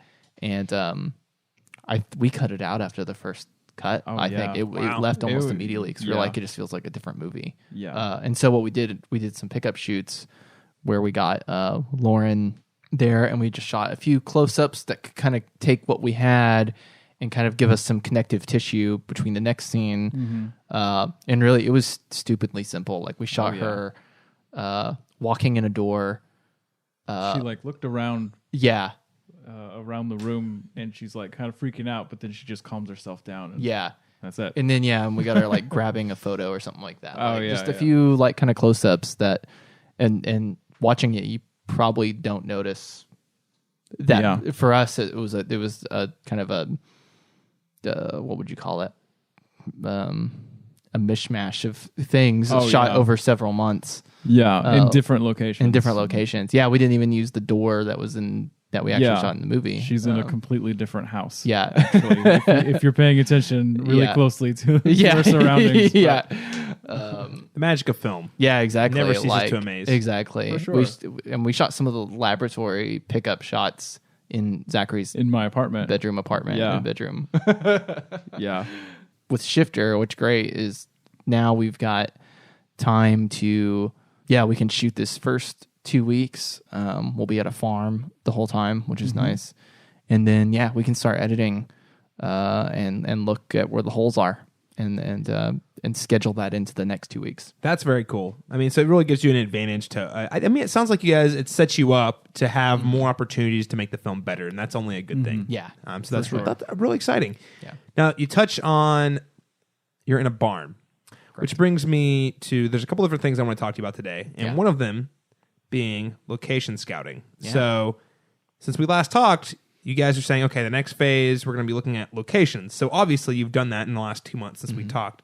So talk to me a little bit about the process, how you guys handle location scouting. How does that work? How do you find these places? How do you book these places? Enlighten me. Well, it's at least for us on this one, we kind of have a friend who's done. He's been a location manager on a lot of movies, and basically that job is to specifically they'll go through the script, see all the locations that are needed, and then it's up to them to kind of start bringing the options to the producers and the director. And so we've got a buddy, Casey Crowdis, who has done that on a bunch of movies around here, and he has tons of great relationships with almost everybody in the state, it seems like. But he's just one of those guys who can really just charm you with his personality, and even though he's kind of a little off, in a great loving way, he's a funny guy, but he's everybody likes him. That's in his credits. He's the off location scouter. Yeah, exactly. Yes. Yeah. The lovingly off locations.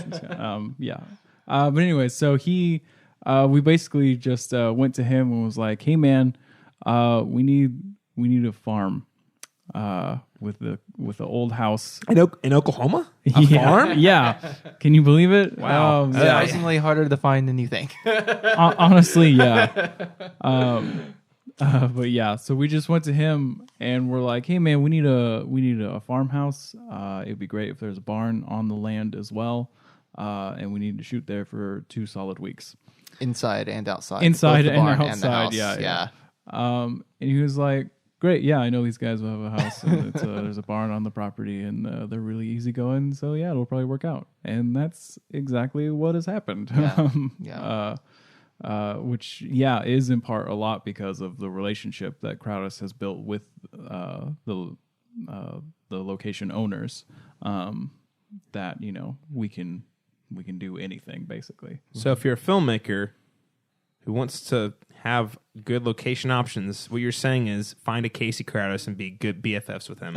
Yes, absolutely. Exactly. I think Casey Crowdis would prefer if you don't go to him because he's taking a little break from movies for the time being. But if you don't find Casey Crowdis specifically, you need a Casey Crowdis. Yeah, find your own Casey Crowdis. Exactly. That's what you need. That's what we're saying is find your own Casey Crowdis. He's all taken, guys. Yeah. This one's ours. You stay away. Okay, well, that's cool. So you guys handed him you basically make a list of all the locations you need, and you hand it off. You have someone who goes and identifies those locations. You just hand it off to them.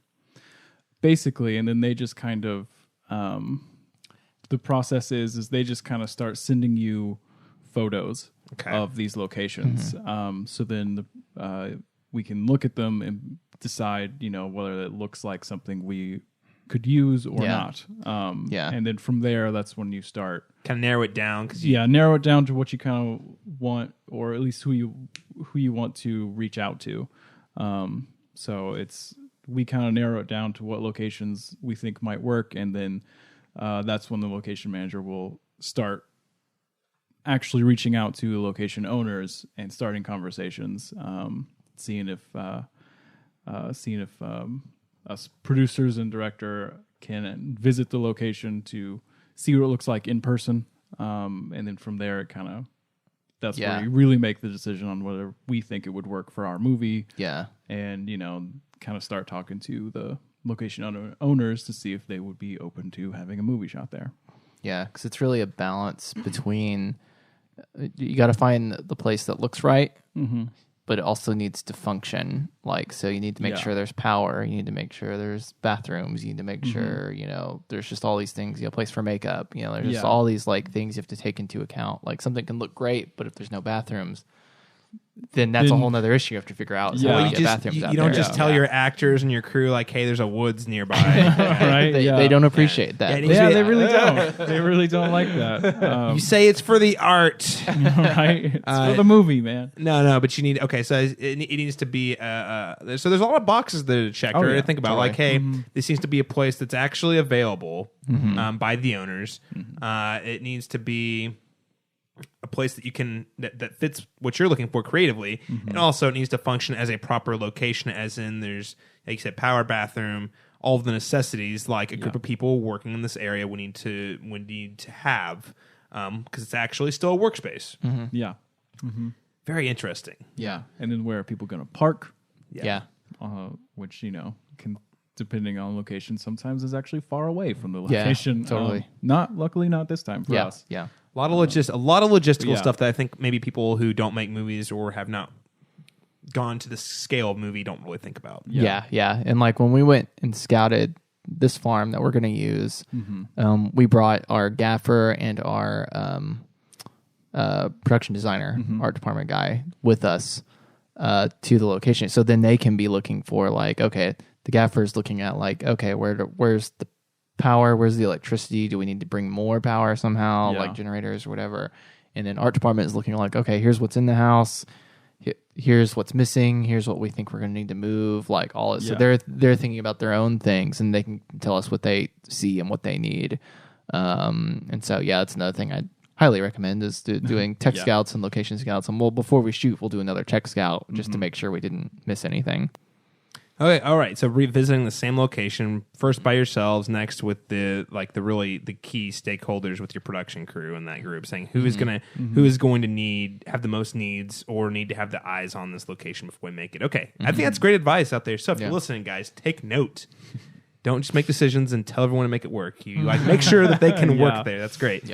So another thing we talked about in our last conversation about Shifter was that you guys were going through the casting process.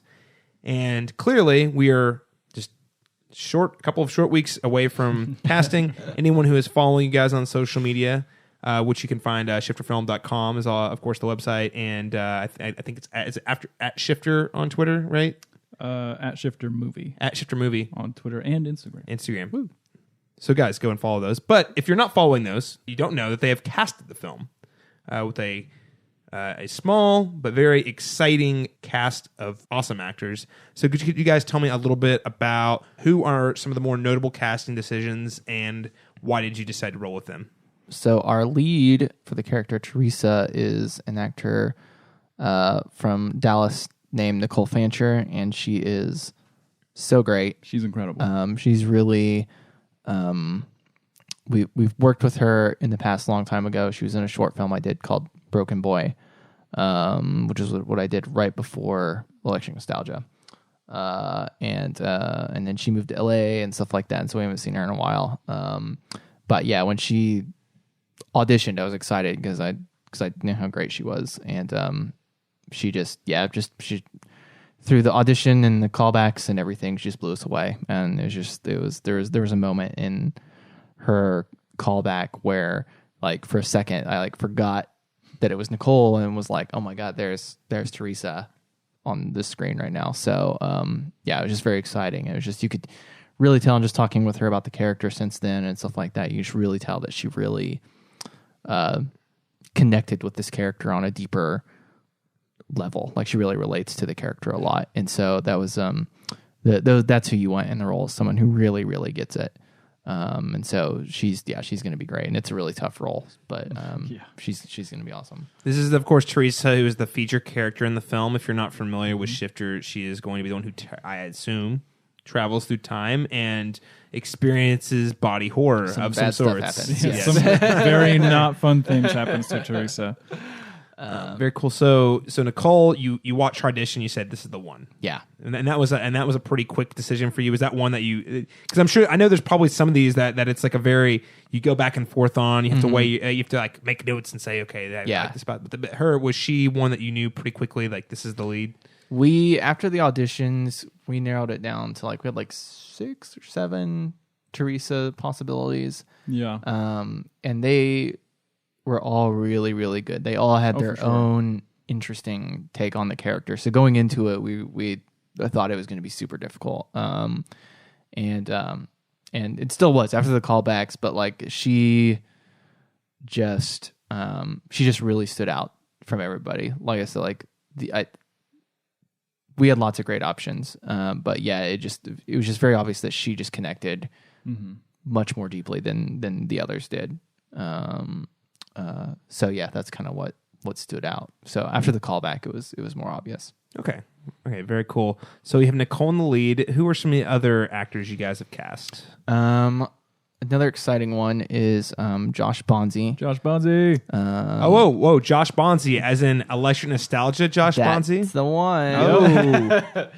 So I'm not a Planet Thunder fanboy. I just know the actors in your previous movies. Josh is one cool dude. He's so great.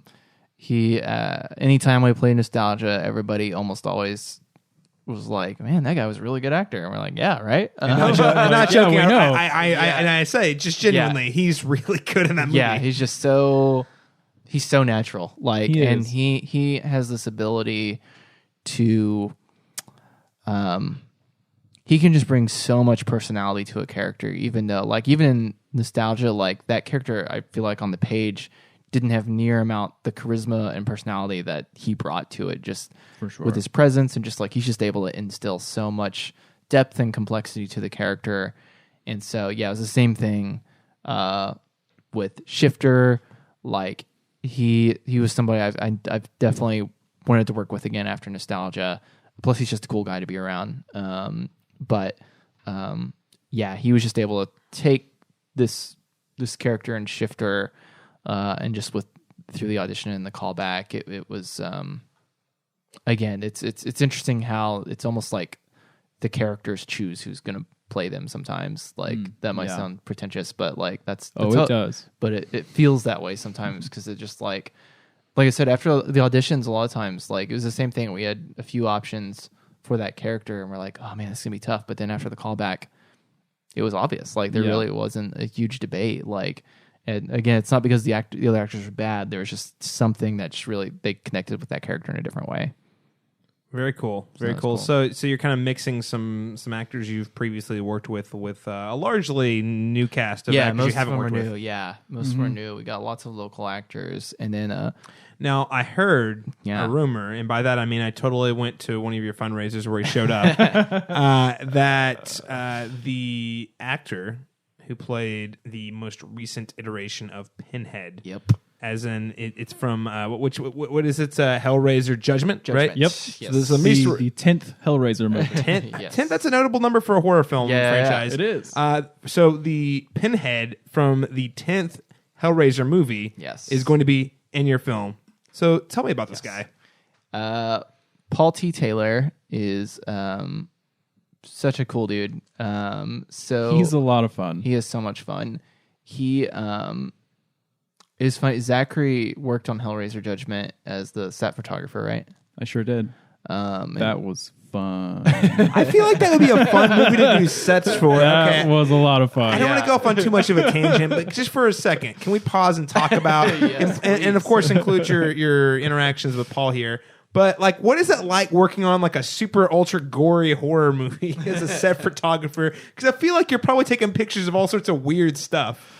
Lots of weird stuff, but that's what was so fun about it, because I never knew what weird stuff I was going to see that day, and so I got to take pictures of all kinds of stuff, like lots of blood everywhere. But yeah, it was the movie was directed by Gary Tunnicliffe, who comes from special effects makeup, and so the special effects makeup in Hellraiser Judgment was incredible, because he definitely supervised a lot of it himself, but he has like a great team working with him. He actually played a character himself called the Auditor. The Auditor. That sounds like such a Hellraiser name. Yeah. I love it. Exactly. Yeah. And so Is he going to come? The Auditor? the Auditor. He's going to come audit my checkbook? He might. Yeah. Oh my God. Or more. Or more, or a little Gotta audit more. something. Yeah. Audit my soul. But yeah, it was a lot of fun on the days when he was in character, because he has this full mask on, basically of makeup, where his face looks like it's been all slashed up, and he's wearing these funky glasses. I know. Okay. Yes, I know who you speak of now. Yeah. And so it was fun watching him be in that makeup, but just being himself, because he's kind of a goofy guy. And directing a movie with this full head of makeup, it was really interesting. Yeah. But So you meet Paul Taylor on Yes. this film. yeah. Do you guys hit it off? Do you guys get close? Like, how does that work? I mean, it was mostly, there were some jokes here and there, but nothing too extensive. So the first time I actually saw him he was in the full Pinhead garb on set. He was wearing the robes and everything with the pins in his head. And it was like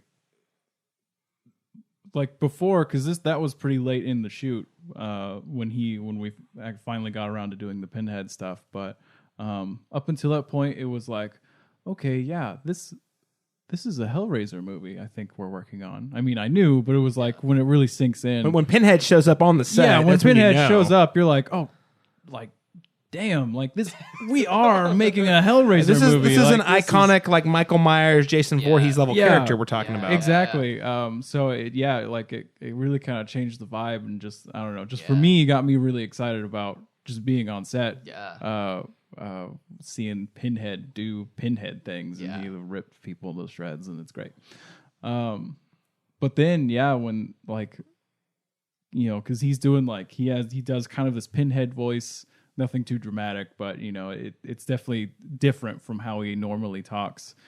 So when I actually just talk with him a little bit on set, and just him interacting with the director and all that stuff, it was just kind of funny, because he's a funny, super chill, also kind of goofy guy. So it's interesting seeing him in this full Pinhead garb be this, kind of joking around. So he looks guy. like I'm about to eat your soul, but also I'm really funny and cool. Yeah, he's super chill and laid back. But yeah, it was interesting. And one day on set, I hung out after we were all wrapped, and they were taking the makeup off of him, and which was just interesting to see, because it's a full, it doesn't look like it's a mask thing that he's wearing, but it is. It's a full, his head is completely covered in just this Pinhead mask, basically, that they just kind of fold and roll off of his face. And so then that was the first time I saw what he actually looked like, and I was like, oh, cool. it looks like him, but it doesn't. It's weird. It's weird. You can but see it, but yeah, and then he was just wearing this red hoodie, and he was just being goofy. That's super cool. So obviously you get to talk to him a little bit. Now, did you guys reach out to him specifically for a role in the film, or was this one of those, because I know he's based in Dallas, I believe, right? So, or just a happy coincidence that he saw you guys were casting a movie? Yeah, it was actually more of a happy coincidence thing, because we friended each other on Facebook after Hellraiser, which was fun. I'm friends with Pinhead on Facebook. Very few people can say that. Yeah, exactly. Not a lot of people get to say that. And so when we started we put out the casting call for Shifter, we blasted it all over social media and everything. So I believe he just saw something I posted, and then he reached out to us about wanting to audition. We're like, yes, please. Yeah. Any role, Right? Yeah, you can be Teresa. It's okay. Yeah, Teresa. Yeah, you want to try that one out? Yeah. But we did we actually had a conversation after you did that. We were like, okay, we know that he has some notoriety, but we can only cast him if he's right for the role. Right, of course. We're not going to do it just to do it. And luckily, he again was very obviously right for the role. He really gave a really great audition. So we were just very excited that just kind of the worlds kind of collided or stars aligned in the right way for that. And then he's now read the script and stuff like that, and he's super excited. Really gung ho about it. Yeah. I saw him at the fundraiser. It was one of your last fundraiser parties. I think it was the night it's the weekend before the Indiegogo actually wrapped, and he was there, which was super cool. Yeah, he seemed like an incredibly personable guy, high energy, really believed in the project. Man, he was really like, "Hey, let's make this thing happen. Let's make a film here in Oklahoma. I think it's great." It's super cool that you guys are able to cast someone else. So, were there any other notable roles that you guys cast for? Just go down. A lot of people that we haven't worked with. Jamie Brewster, she's going to be great. There's a role called Martha. She's going to be a lot of fun. Yeah, she'll be fun. Movie. Wait, is this the same Martha that unites Batman and Superman once and for all? We also cast Ben Hall. Just not even gonna. But Ben Hall is really great. He's kind of a local legend almost around here. A lot of he appears. He's been appearing in a lot of films around here, so it's exciting that we've been able to pull him into this. Who else is in it? Some Austin people. Katie Atkinson. She's kind of new. I worked with her on a short film. I was the cinematographer on a short film in Austin a year and a half ago or something like that. Years ago, yeah. And she had a role in it, and so it was really cool when she auditioned because we were excited to kind of expand into Austin and Dallas with both Nicole and Paul are from Dallas. So you guys are recruiting out-of-state actors to come to Oklahoma, yeah, to make a film here in Oklahoma. That's super exciting. Yeah, it's very cool. And they're good actors, so we're lucky. Yeah, for sure.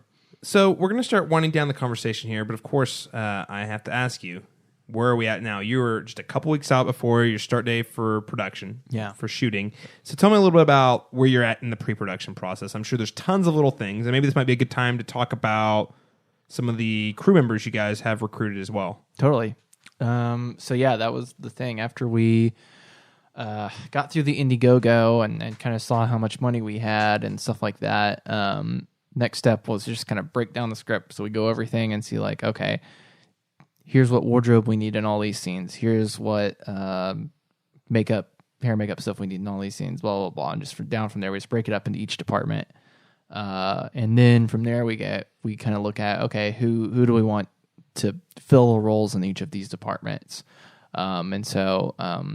We've brought on, it's kind of a good mix. We've got people we've worked with before and a bunch of new people that we've know of through other projects or stuff like that, but we're just fans of them. So for me, I'm also going to be the cinematographer on the movie because I'm crazy and hate myself or something. I don't know. That's kind of your expertise. Yeah, exactly. Yeah, that's where I came up in. And, a lot of directors like to direct themselves in the movie. But you want to be the cinematographer. Yeah, exactly. Cinematography is actually the fun part.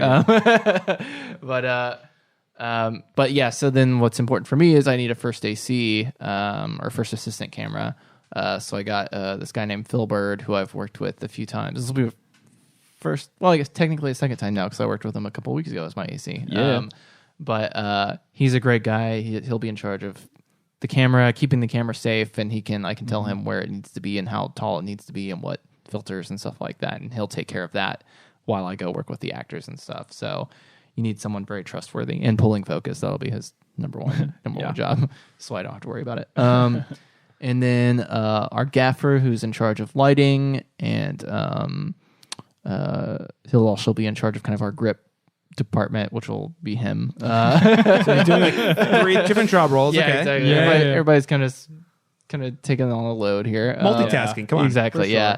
But Micah Hart, we've worked with him. He's been my gaffer on the last few things. Micah is and incredible. He's just a cool dude, and just so intuitive. And that's just so important for. Same with Phil. It's just like they're both very intuitive. They can think a few steps ahead, and they just like learn. They figure out what I need and what I want in my style and stuff like that, and then they can anticipate that before we get to it, and kind of be thinking ahead and figuring things out, which is great. Who else? We got Rhiannon Castillo is our hair and makeup person. She's great. She also worked on Mono, and we've worked with her on other projects for other directors and stuff. And then someone new is Tatiana Hayton, who's going to be our special effects makeup person. And Making all the gross stuff. Yeah, she gets to make all the cool gross stuff. And so she actually just today sent me a bunch of photos. I showed them to Zachary, and They look awesome. It's gonna be great. It's gonna be really cool. Am I gonna vomit? Maybe. I just got they looked at me like yes. Okay, all right. I might vomit. Okay, all right. I get a little queasy. Yeah. And then who else is on our crew? Oh, Matt Couch is our yeah. department. So he'll be in charge of props and set decoration and kind of getting all the sets ready to go and collecting all that stuff. So he's got a really big job. But we've worked with him on other projects. This will be the first time he works for us on a project. And just another great, just go-getter dude who just, you give him a task, you can trust him to get it done. And that's... Brian Gilliland Oh, yeah, Brian Gilliland. is our sound guy. Sound guy. Yeah. Wait. The Okie Show, Brian Gilliland? Yes, Exactly, that's that's the the one. The one That's from the the one. Okie Show, huh? Yeah. So local he'll celebrity. bring the laughs and the the quality sound Exactly. recordings. I hear he's quite good at that. Yes, He is. he is very good. Don't tell him I said that. Yeah, exactly. And then also, by the way, Zachary will be first AD, first assistant director. I don't think we've mentioned that. Yeah. Oh, I'm sorry. I didn't Yeah. correctly assign the roles from the director, no, you're the photography producer, and first assistant director. So that's very important. Yeah. Lots of And hats. He'll be assisted by Ann Lodick, who she'll be the UPM, I think, is what we're going to call that position. Yes. That will cover many departments, probably. Oh, yeah. Lots of hats for everybody. Yeah. Who else is there? And then it's worth mentioning we're also partnering with Metro Tech Schools with Harry Wallahan. Yeah, what's cool about that is we're going to get some gear from their school, lots of stuff.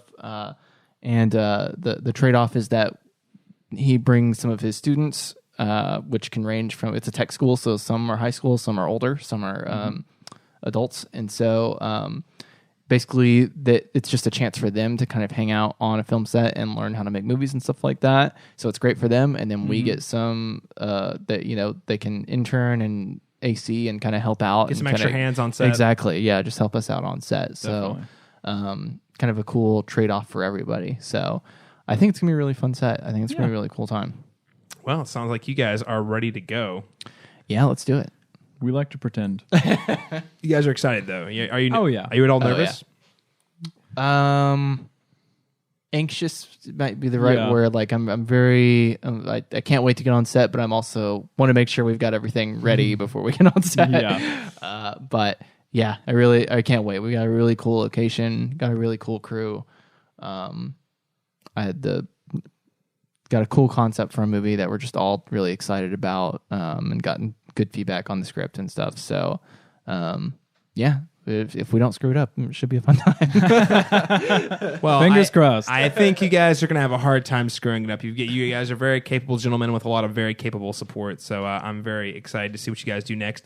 So that's going to conclude our second diary in the making of Shifter film here on the Cinematic Schematic.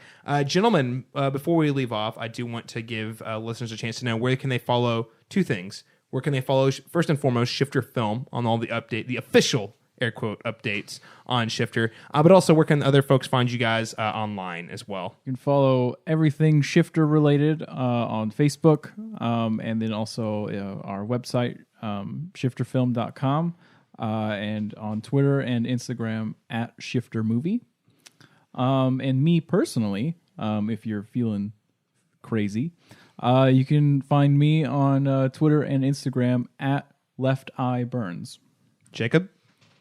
You can find me on Twitter and Instagram at BoomDigaDown.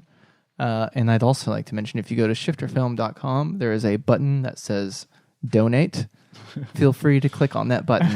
Yes. See where it takes you. See where it takes you. Okay, no, that's glad you mentioned it, because you did say, I want to remind the listeners, you guys did say at the top of the show, of course, you guys didn't quite meet your original Indiegogo goals, but there is still ways to contribute to the film. So if you're at all moved or inspired by the interview we had here today, or you really just want to invest in independent science fiction films, independent film, or Oklahoma films, I highly recommend you head on over to shifterfilm.com and consider donating today. I think it'll be very worth your while to help make this project succeed. Now, gentlemen, I am very much looking forward to hearing how this film develops, and we'll be back again with a future diary. It'll be the third diary, and I imagine by that point you guys will actually have shot part of the film, so I'm very excited to talk to you again soon. Everyone, thank you so much for tuning into the Cinematic Schematic this month. It's been a great time talking all of the Halloween and horror spooks and thrills. We'll catch you all again next time.